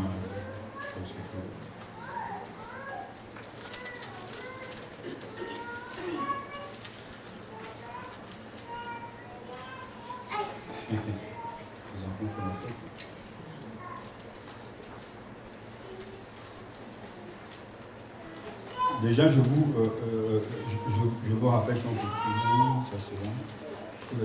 Donc, sur des vous commencez à trouver donc je suis utilement ça, je vous le dis. Aussi, c'est pour ça tout à l'heure quand je vais ajouter ça parce qu'avant de continuer, donc avoir un temps, un lieu bien fixe, établi, et aussi être conscient des obstacles à franchir, la fatigue, le bruit, etc. Et c'est pour ça que lorsqu'on est du soir, ça me paraît un peu compliqué parce que là, toute la journée vous pèse et la tête est peut-être agitée, excitée par tout ce qu'on a entendu, les soucis, tout s'est réveillé, quoi. Donc je pense qu'au petit matin, c'est souhaitable, mais quand tu pries, entre dans ta chambre, ferme ta porte et prie ton Père qui est là dans le lieu secret, et ton Père qui voit dans le secret te le rendra. C'est très important justement de pouvoir fermer la porte et prie ton Père qui est là dans le lieu secret. La méditation est une activité personnelle soutenue. Et je m'adresse ici au couple parce que dans le couple, on dit voilà, nous on prie ensemble, c'est sympathique, c'est sympa quoi. Non, ça n'a rien à voir. Le salut est personnel. Et il n'est pas dit que monsieur, madame iront tous les deux au ciel. En tout cas, c'est ce que l'on souhaite, etc. Mais nourrir son âme, c'est d'avoir une activité personnelle. Tu dois te retirer tout seul. Tu dois éteindre ton portable, tu dois t'enfermer dans ta bulle avec le Seigneur et tu dois prier ton Père qui est là dans le lieu secret. Maintenant, quand tu as fini, vous pouvez donc vous accorder pour 1 heure avec votre conjoint, etc., pour prier. Et ensemble, si vous avez en tout cas le temps de le faire, ou peut-être le faire à un autre moment dans la journée ou voire dans la semaine. Mais il est important de ne pas vivre la foi sur l'autre par rapport à l'autre. Parce qu'on dit, voilà, ah oui, je suis bien à la maison, mon mari prie beaucoup, mon femme prie beaucoup, donc du coup, moi, je vais rester 5 minutes, c'est pas grave, etc. Non. La maturité spirituelle peut être déséquilibrée.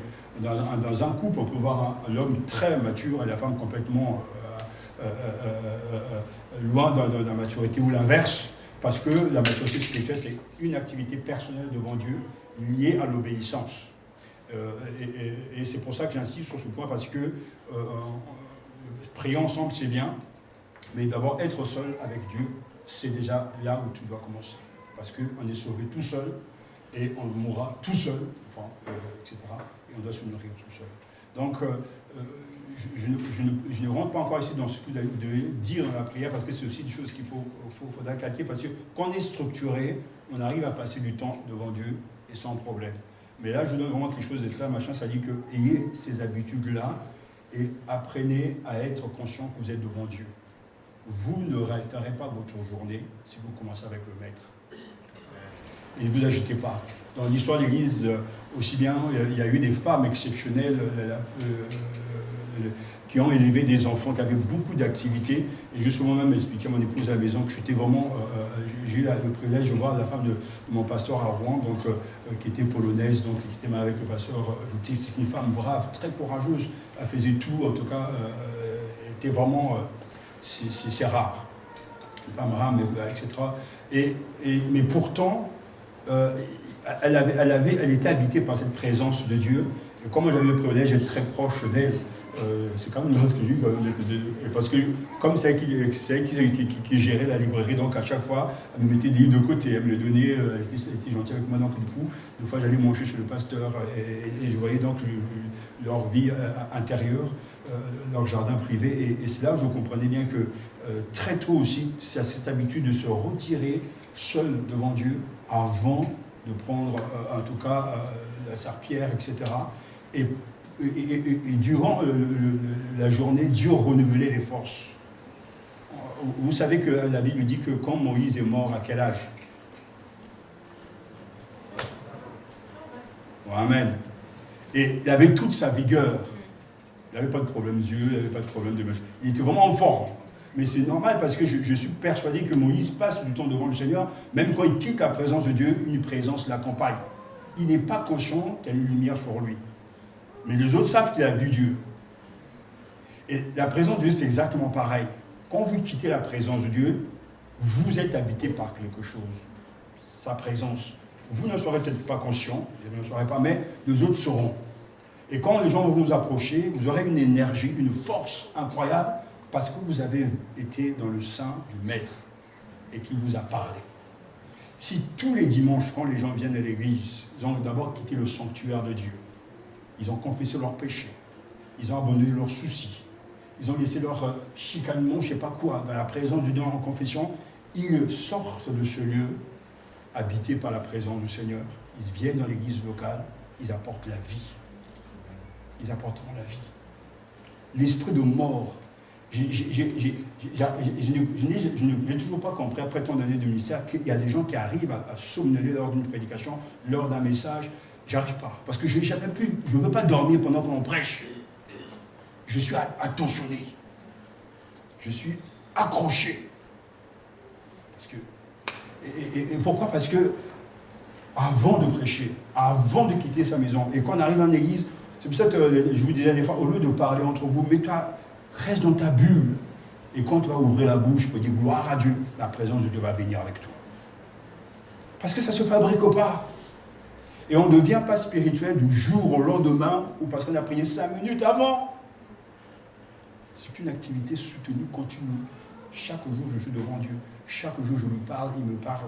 Chaque jour, je me corrige, il m'exhorte. C'est cette pratique de la présence de Dieu qui est la vraie spiritualité. Parce que c'était un des pièges que j'ai vu dans les églises passées. Je dis passées, pourquoi? Parce qu'on nous a habitués à croire que pour que Satan soit chassé, soit machin, il faut... Tout le temps, il y avait des nuits de prière. Tout le temps, il y avait des jeûnes et prières. On ne peut en finir. Mais Satan ne partait jamais aussi. Parce qu'on pensait que c'était lié à des pratiques. Mais Dieu est passé par là, il m'a dit, mais écoute mon fils, ça ne se passe pas comme ça. La sainteté intérieure chasse Satan. Quelqu'un qui est saint, qui prie 5 minutes, fait plus de dégâts dans le monde des ténèbres que quelqu'un qui vit dans la pureté, qui va prier 40 jours. Est-ce que tout le monde me comprend? Pourquoi Jésus, c'est le Saint d'Israël? Jésus dit c'est le Saint d'Israël. Mais quelqu'un qui est saint, c'est quelqu'un qui est séparé des choses de ce monde, des ténèbres, et qui appartient à Dieu. Donc c'est un instrument entre les mains de Dieu. Ça va, quelqu'un? Donc c'est très important de se savoir se retirer et de se comprendre dans le couple. Il dit voilà, écoute, chérie, je t'aime, t'es merveilleuse, t'es merveilleux, mais c'est le moment que je passe avec Dieu. Donc respecte ce moment-là. Non, mais la facture qui a réveillé hier soir, je ne t'ai pas parlé. S'il te plaît, laisse-moi d'abord m'entretenir avec le Seigneur. Si Jésus prenait le temps de se retirer seul, pourquoi avait-il besoin de... Lui, il était déjà Dieu, dans la présence de Dieu, mais pourquoi a-t-il besoin de se retirer seul? Jésus, dans son humanité, avait besoin de recevoir les directives de son Père. Concernant Lazare, il va traîner. Quand Marie va l'inviter aux noces, Cana, elle va dire « Mon heure n'est pas encore arrivée », Jésus devait d'abord s'entretenir avec son Père. Et quand il a la permission, il sort. Et quand il sort, quand il parle, c'est avec autorité. Et on a besoin, C'est pour ça que je crois que la prière, c'est vraiment la chose la plus importante pour un croyant. C'est a besoin de rester dans la présence de Dieu. Si tu pries beaucoup à la maison et tu vis de la sanctification, tu fais un plus grand travail que tu l'imagines. Beaucoup plus que tu l'imagines. Parce que la prière change beaucoup de choses. Amen. Beaucoup de choses, amen. Mais il faut que celui qui prie soit saint, consacré à Dieu. Même si ça vient d'échouer. Je vous encourage à ça parce que c'est très important. Et quand toi tu pries dans ta chambre, et prie ton Père qui est là dans le lieu secret. Ensuite, il faut invoquer l'Esprit Saint. Nous ne pouvons pas comprendre la parole de Dieu que par l'Esprit de Dieu. Mais comme il est écrit, ce que l'œil n'a pas vu, ce que l'oreille n'a pas entendu, ce qui n'est pas monté au cœur de l'homme, Dieu l'a préparé pour ceux qui l'aiment. Or, c'est à nous que Dieu l'a révélé par son Esprit, car l'Esprit examine tout, même les profondeurs de Dieu. Et là, on voit bien l'importance du Saint-Esprit. Donc, un lieu précis, il faut vaincre les obstacles, se retirer dans ce lieu précis, et là, pratiquer en tout cas cette recherche de Dieu, comme le dit la Bible. Et enfin, un dernier verset, 5 Corinthiens 2, le chapitre 2, verset 9. 10, ça va venir. Voilà, 9 à 12. En effet, qui parmi les hommes connaît les pensées de l'homme, si ce n'est l'esprit de l'homme qui est en lui? De même, personne ne peut connaître les pensées de Dieu, si ce n'est l'esprit de Dieu. Or, nous n'avons pas reçu l'esprit du monde, mais l'esprit qui vient de Dieu, afin de connaître les bienfaits que Dieu nous a donnés par sa grâce. Voilà donc un texte qui doit nous encourager à la méditation. Le but, justement, c'est de entrer dans les pensées de Dieu afin de connaître les bienfaits que Dieu nous a donnés par sa grâce. Et on ne peut le connaître que grâce au Saint-Esprit, car l'Esprit de Dieu connaît les choses de Dieu. Il n'y a que mon esprit qui connaît qui je suis. Quand votre esprit connaît qui vous êtes, c'est qui vous êtes. Et ce n'est que l'Esprit de Dieu qui connaît les choses de Dieu. Et le Saint-Esprit, il révèle les choses de Dieu, en tout cas à l'esprit des croyants nés de nouveau et qui sont aussi habités par l'Esprit de Dieu. Dans la méditation, la pratique de la méditation, moi je me pose simplement 3 questions que je n'ai pas mis ici, mais on va les poser ici parce que toute lecture, et c'est pour ça que toute méditation doit toujours s'orienter sur Dieu, vers Dieu. C'est-à-dire que Dieu doit être au cœur. La Bible n'est pas un livre d'apologétique, de discussion, de ceci. La Bible est un livre qui nous parle de Dieu. La première chose qu'il faut savoir, que la Bible ne parle pas de vous et de vos problèmes. La Bible ne parle pas de moi ni de mes problèmes. La Bible me parle de Dieu. Donc quand je lis la Bible, je dois y trouver Dieu. Et les moines, en tout cas, c'est une méthode qui a existé, que j'ai un peu changé.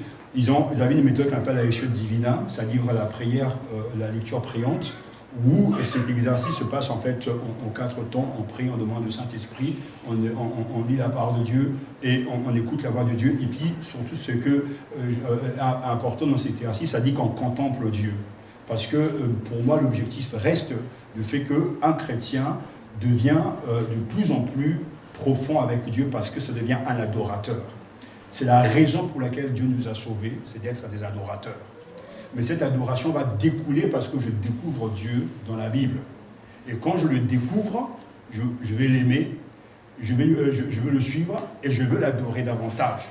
Et on se rend bien compte que l'adoration sera toujours nourrie de la découverte de Dieu. Et comme Dieu est tellement profond et riche, le chrétien ne peut jamais manquer de munitions pour adorer Dieu. Et c'est pour ça qu'on va... Vous pouvez prendre n'importe quel psaume, parce que c'est beaucoup plus facile pour vous montrer comment ça se passe, que la première question, c'est toujours qu'est-ce que le texte dit, ou qu'est-ce que l'auteur, que lui est inspiré, me dit sur Dieu. Parce que je cherche Dieu dans la Bible. Pourquoi? Parce que, d'abord, je dis l'auteur.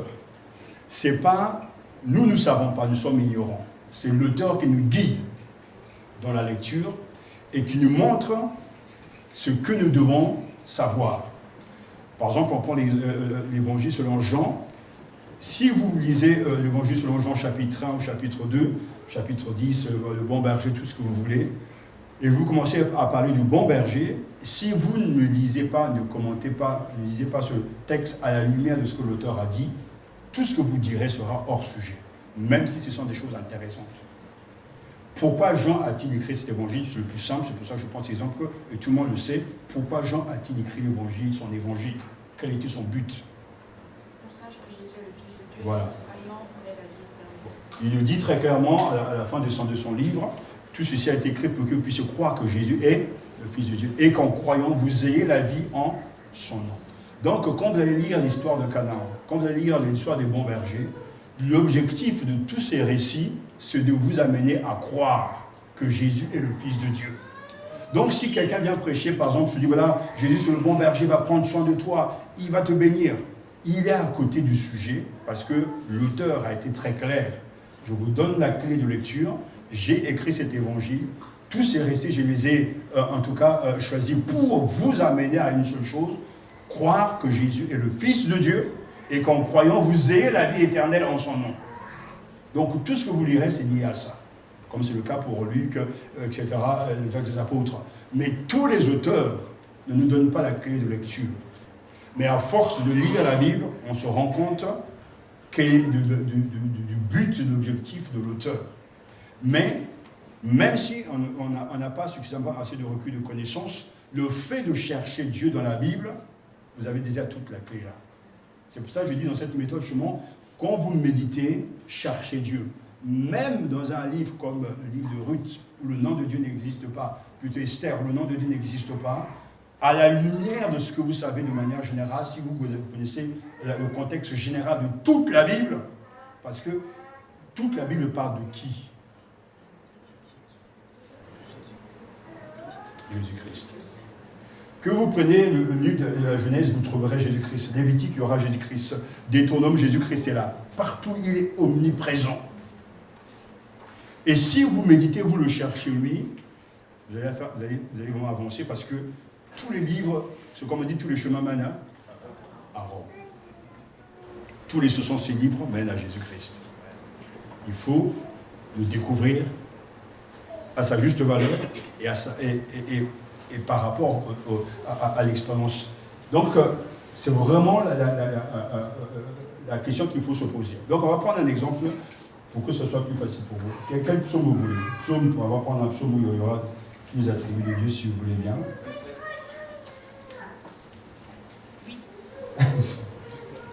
Psaume 8. Bon, on a dit d'abord 27, donc après on va prendre.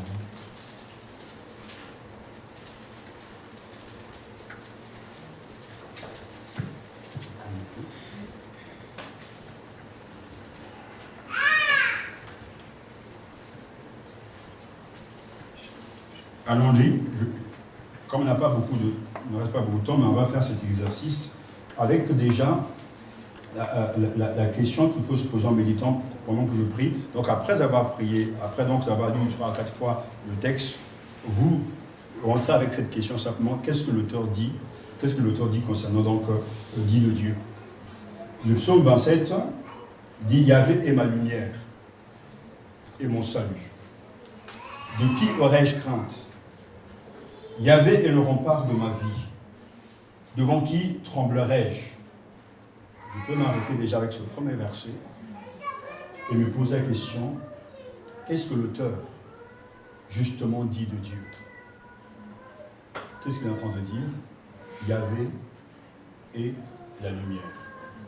Yahvé est le salut. Yahvé est le rempart. Si je traduis ça déjà dans la pratique, parce que la première application sera toujours l'émerveillement.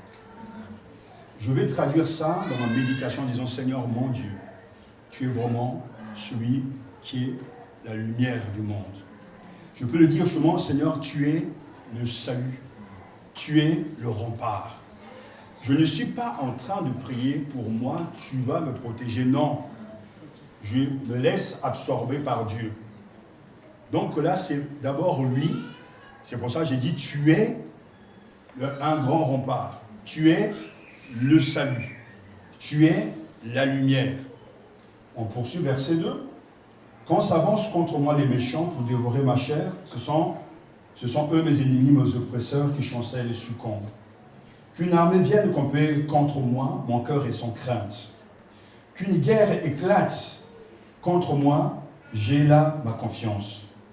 Une chose que Yahvé, je demande, la chose que je cherche s'habiter, c'est d'habiter la maison de Yahvé tous les jours de ma vie. De savourer la douceur de Yahvé, de rechercher son palais, car il me réserve en sa hutte un abri au jour de malheur. Il me cache au secret de sa tente, il m'élève sur le roc. Maintenant ma tête se lève au-dessus de mes ennemis qui m'entourent, et je viens sacrifier en sa tente des sacrifices d'acclamation. Je veux chanter, je veux jouer pour Yahvé. Écoute Yahvé mon cri d'appel. Pitié, réponds-moi. De toi mon cœur a dit, cherche sa face. C'est ta face Yahvé que je cherche, ne me cache point ta face. N'écarte pas ton serviteur avec colère, c'est toi mon secours. Ne me laisse pas, ne m'abandonne pas. Dieu de mon salut. Si mon père et ma mère m'abandonnent, Yahvé m'accueillera. Là, enseigne-moi Yahvé ta voie, conduis-moi sur un chemin de droiture. À cause de ceux qui me guettent, ne me livre pas à l'appétit de mes oppresseurs. Contre moi se sont dressés de faux témoins qui soufflent la violence. Je crois, je verrai la bonté de Yahvé sur la terre des vivants. Espère en Yahvé, prends cœur et prends courage. Espère en Yahvé. Amen. Est-ce que vous avez, dans la lecture même rapide, parce que là on est un peu en speed, est-ce que vous avez relevé d'autres attributs de Dieu ici? Ce que l'auteur dit justement de Dieu. Quand je parle de ce que l'auteur dit de Dieu, là il faut vraiment penser seulement au caractère de Dieu, à ses attributs, à ses noms, à ses attitudes, même à ses actions. C'est-à-dire que là, on est vraiment absorbé que par lui. Fin du verset 9. Dieu mon sauveur. Voilà. Tu es mon sauveur, tu es aussi. Si mon père et ma mère m'abandonnent, Yahvé m'accueillera. Verset 10. Un Dieu accueillant. Parce que c'est ce que l'auteur dit.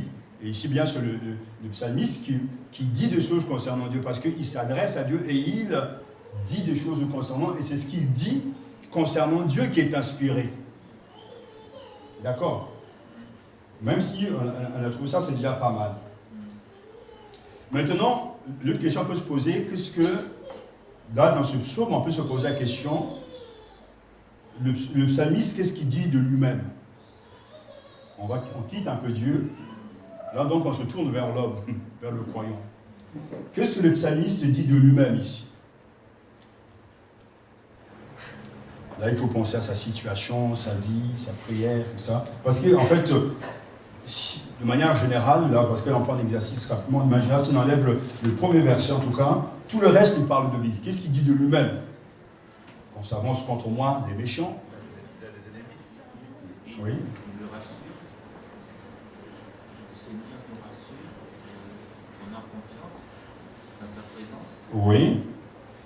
Il mélange aussi bien ses affirmations et aussi la prière. N'écarte pas ton serviteur avec colère. Verset 9. C'est toi mon secours. Ne me laisse pas, ne m'abandonne pas.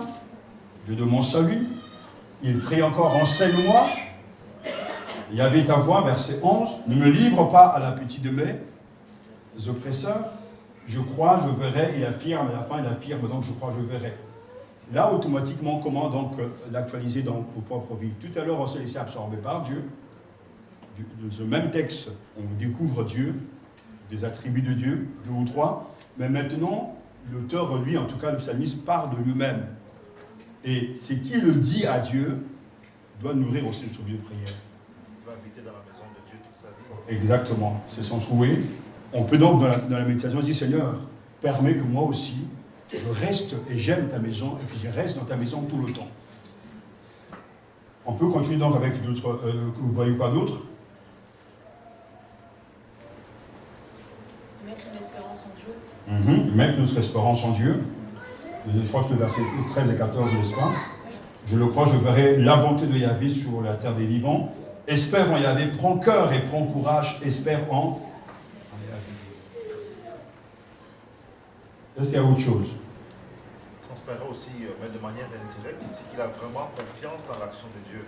Ce qu'il dit par exemple au verset 6, et au verset 5 et 6, après le verset 5 au 6, il affirme que dès à présent, je peux lever la tête pour dominer mes ennemis autour de moi. Parce qu'avant, il a proclamé que Dieu le cache sous sa tente dans les jours de malheur et que l'Éternel est son rocher, comme un rocher le protège. À la suite de ça, il affirme que dès à présent, il peut lever la tête, dominer ses ennemis qui sont autour de lui. Tout à fait. Si vous prenez le temps de le lire dans votre temps de méditation, vous y trouverez d'autres choses. Mais sur quoi j'attire votre attention? Sur le fait que la bonne méditation doit d'abord commencer avec Dieu. C'est vraiment être absorbé par Dieu. Pour apprendre même Jean chapitre 1, Genèse chapitre 1, on va toujours, au commencement Dieu créa le ciel et la terre, on voit un Dieu créateur. On se laisse imprégner par lui. On se laisse interpeller par lui. On l'adore. Et puis ce même Dieu, tout d'un coup, on le voit s'occuper des hommes, de la terre. Il prépare, en tout cas, un lieu d'habitation pour l'homme. Et ce schéma-là est très important dans la vie chrétienne parce que on sait très bien que même Jésus, quand il va nous enseigner le Notre Père, il commence par Notre Père, que ton nom soit sanctifié, que ton règne vienne, que ta volonté soit faite sur la terre. Après seulement arrive le requête concernant les besoins des hommes. C'est parce que cette spiritualité qui va se calquer et qui va être habitée donc de cette vérité va durer tout le temps. On ne peut pas continuer à être avec Dieu pour être béni. On n'a pas été sauvé pour ça. On a été sauvé pour servir Dieu et non pas pour se servir de lui. Donc ça signifie que le fait de l'adorer, nous faisons là notre première activité et l'activité la plus importante et qui durera jusqu'au ciel. Maintenant, dans le même psaume, on se rend compte, parce que là on a pris comme ça, on guillemets au hasard, on se voit que le psalmiste ici affirme sa confiance aussi. Donc, non seulement il adore, mais en même temps il se soumet à Dieu. Il espère, il obéit, il prie. Mais c'est surtout qui fait la spiritualité. Au lieu qu'il y ait un déséquilibre dans la vie chrétienne, dans le sens que l'homme ne vit que pour lui-même, pour ses besoins égoïstes, je veux être béni, je veux être guéri, je veux être secouru.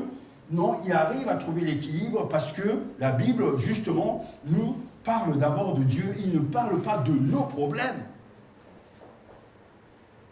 C'est pour ça que on est christocentrique, on est centré sur le Christ. La foi, c'est le Christ, au cœur de tout. Alors, pendant que justement, quand je fais cet exercice, je me laisse absorber par Dieu parce que je trouve que c'est à ce moment où mon esprit s'élève vers lui. Je reconnais sa beauté et là, ça fait partie de mon travail. J'ai une base de données sur les attributs de Dieu. J'ai tout relevé plein.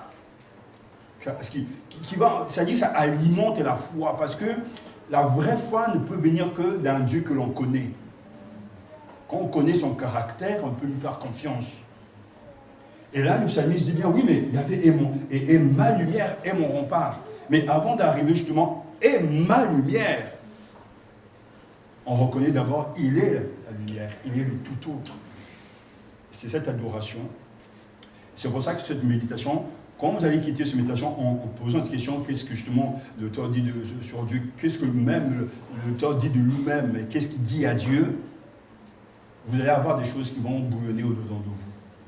La prière ne sera pas quelque chose à aller fabriquer, c'est une prière qui vient de Dieu et qui retourne à Dieu. Et c'est la vraie prière.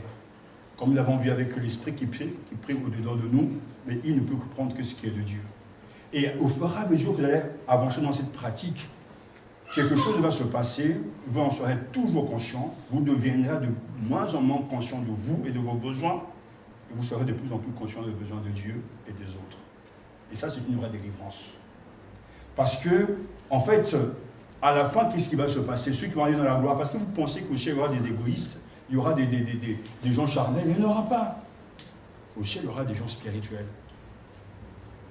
Mais que Dieu a transformés grâce à ce livre. Alors, c'est une pensée simple, mais qui peut changer beaucoup de choses. Ce n'est pas la peine de s'éparpiller. Si vous n'aimez pas cette méthode, ne la prenez pas. Mais c'est le fait que, au fur et à mesure, notre Église va avancer, et on le reconnaîtra, toujours je le reconnaîtra, quand les gens vont adorer Dieu, quand ils vont prier, on saura qu'il y a cette habitation de Dieu, il y a cette fréquentation de Dieu, parce que c'est quelque chose qu'on ne peut pas expliquer, on le sait. Même Alfred Quinn, qui n'a pas vécu le temps de réveil, Alfred Quinn, c'est un grand professeur, etc., théologie, il a reconnu quand même, pourtant il n'est pas pentecôtiste, que les gens qui ont vécu un réveil, qui ont vécu quelque chose de particulier avec Dieu, gardent une marque indéniable, qui reste toute leur vie sur eux, parce qu'ils ont vu Dieu. Et chaque jour, la Bible est comme un miroir, et ce miroir nous parle de lui.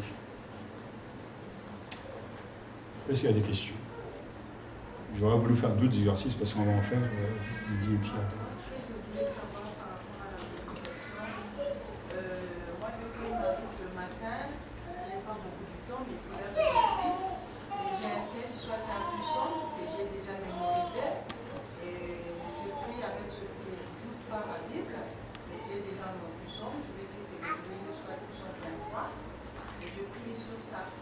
Donc ça veut dire que je le répète dans mon cœur, et après je fais ma prière sur ça. Est-ce que c'est bien? Oui, mais l'objectif de la méditation, ce n'est pas de rester sur les passages favoris. C'est de pouvoir tout lire, de tout manger. Parce qu'on sait bien que les enfants n'aiment pas les petits pois, les légumes. Donc en général, quand c'est des marques, tout ça, des sandwichs, ils aiment bien. Mais c'est le but même, lorsqu'on a une méthode, on va s'habituer à lire même des textes qu'on n'a pas l'habitude de lire et d'y trouver Dieu. Parce que du début jusqu'à la fin, il est question de lui. Mais quand il peut y avoir des moments où c'est vrai qu'on va se baser sur ce que l'on connaît déjà. Et je pense que ce que l'on connaît déjà sur le Notre Père et aussi les 10 commandements qu'il faut connaître par cœur. Parce que c'est ce qui marque notre spiritualité et qui est en fait notre identité. Mais j'ai bien peur que si on ne s'habitue pas à ouvrir le livre, pourquoi je ne rentre pas dans la technologie actuelle alors que je suis pour les tablettes, patati, tout ça. Je suis pour, il n'y a pas de problème. Mais vous savez, si j'aime le contact, j'aime toucher ce livre parce que je m'oblige à prendre le livre, à le lire. Parce que le reste est là, une fois tu peux te coucher, puis tu envoies les images, ça te défie. Il n'y a pas de problème, quoi. Mais il faut vivre la chose, quoi. Il faut palper, etc. Et ça permet justement de se discipliner, d'ouvrir les Écritures et de faire une lecture systématique. Parce que sinon, on restera toujours dans les mêmes habitudes, avec les mêmes versets, en train de faire les mêmes prières. Et c'est bien dommage, c'est bien triste, parce que des fois, on entend, en tout cas dans le passé, je dis dans le passé, on entendait des gens, quand ils louaient, je savais déjà quand ça commençait et ce qu'elle allait terminer, parce que c'était toujours les mêmes louanges, toujours les mêmes prières. Ça ne changeait pas. Mais dit, mais le Saint-Esprit inspire pourtant les jours. Parce qu'il y a le fait que justement, il n'y a pas le côté systématique. Mais même sur un exercice, même sur quelque chose que l'on connaît, on pourrait être vite désorienté parce qu'on va se rendre compte, tiens, je ne savais pas que c'était comme ça. On peut même reciter à maintes reprises Jean 3,16, être totalement étonné, dire, mais tiens, je n'avais pas perçu ça comme ça.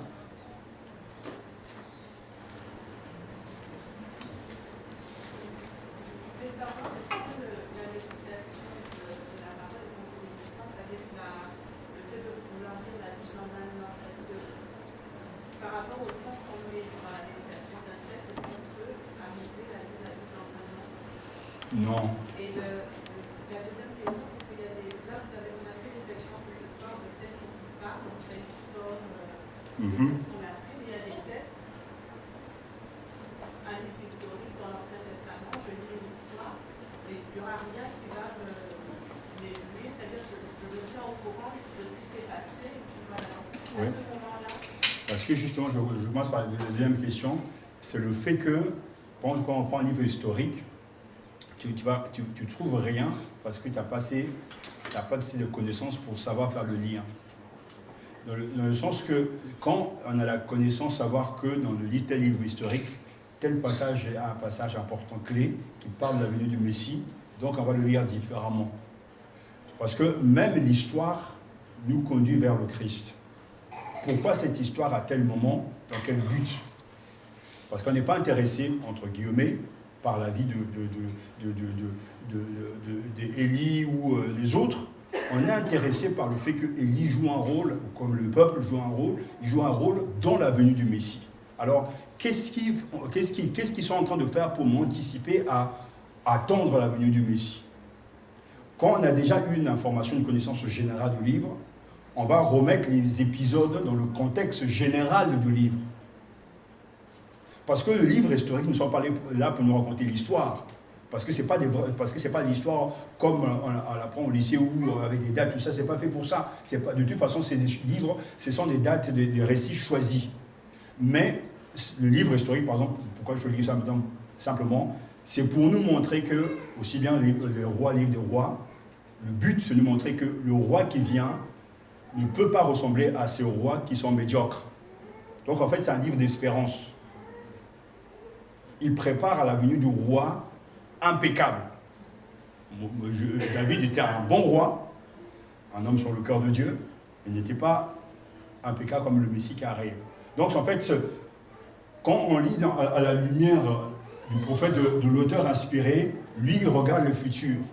Nous, on regarde le passé, le présent, le futur, parce que tout est déjà là. Mais eux, ils vivaient dans l'espérance de la venue d'un roi qui va les gérer, qui va les gouverner et qui va les conduire.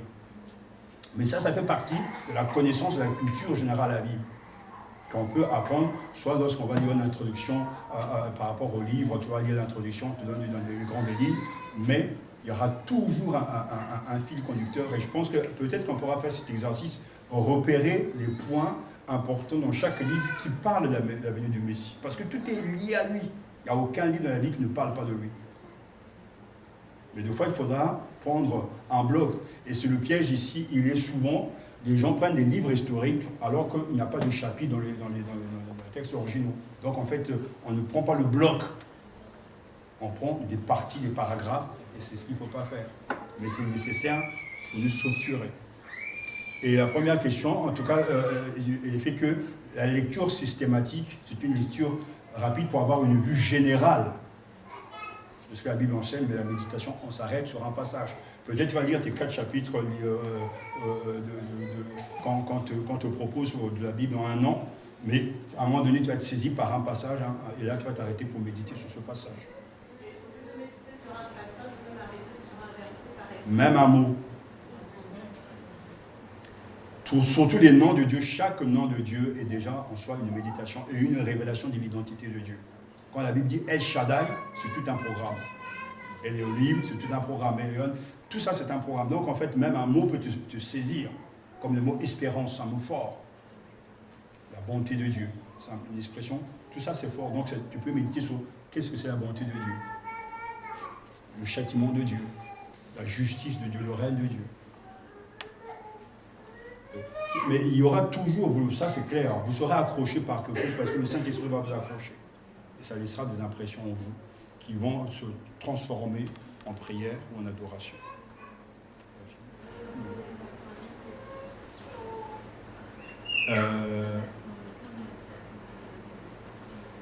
Qu'est-ce que j'ai donné comme question? Qu'est-ce que le peur dit de Dieu? Qu'est-ce que le psalmiste dit de Dieu? Et qu'est-ce que je peux dire à Dieu? C'est-à-dire qu'on a pris les deux en même temps. Qu'est-ce que le psalmiste dit de lui-même? Donc il parle, par exemple, je suis blessé, je suis triste, je suis abattu. Ça, c'est sa situation. Mais après aussi, il s'adresse à Dieu. Oh Dieu, secours-moi. Ou bien Dieu, délivre-moi. Oh Dieu, bloque mes adversaires. Donc en fait, c'est pratiquement à la fin, c'est le retournement de la situation où il s'adresse à Dieu. Mais on voit bien que ça fait un cercle. Bon, on va... Pasteur, je voulais dire, dans la compréhension des textes, souvent ça m'arrive, des fois quand je suis dans la médiation au travail, et j'utilise mon ordinateur, et souvent je lis, et plusieurs versions.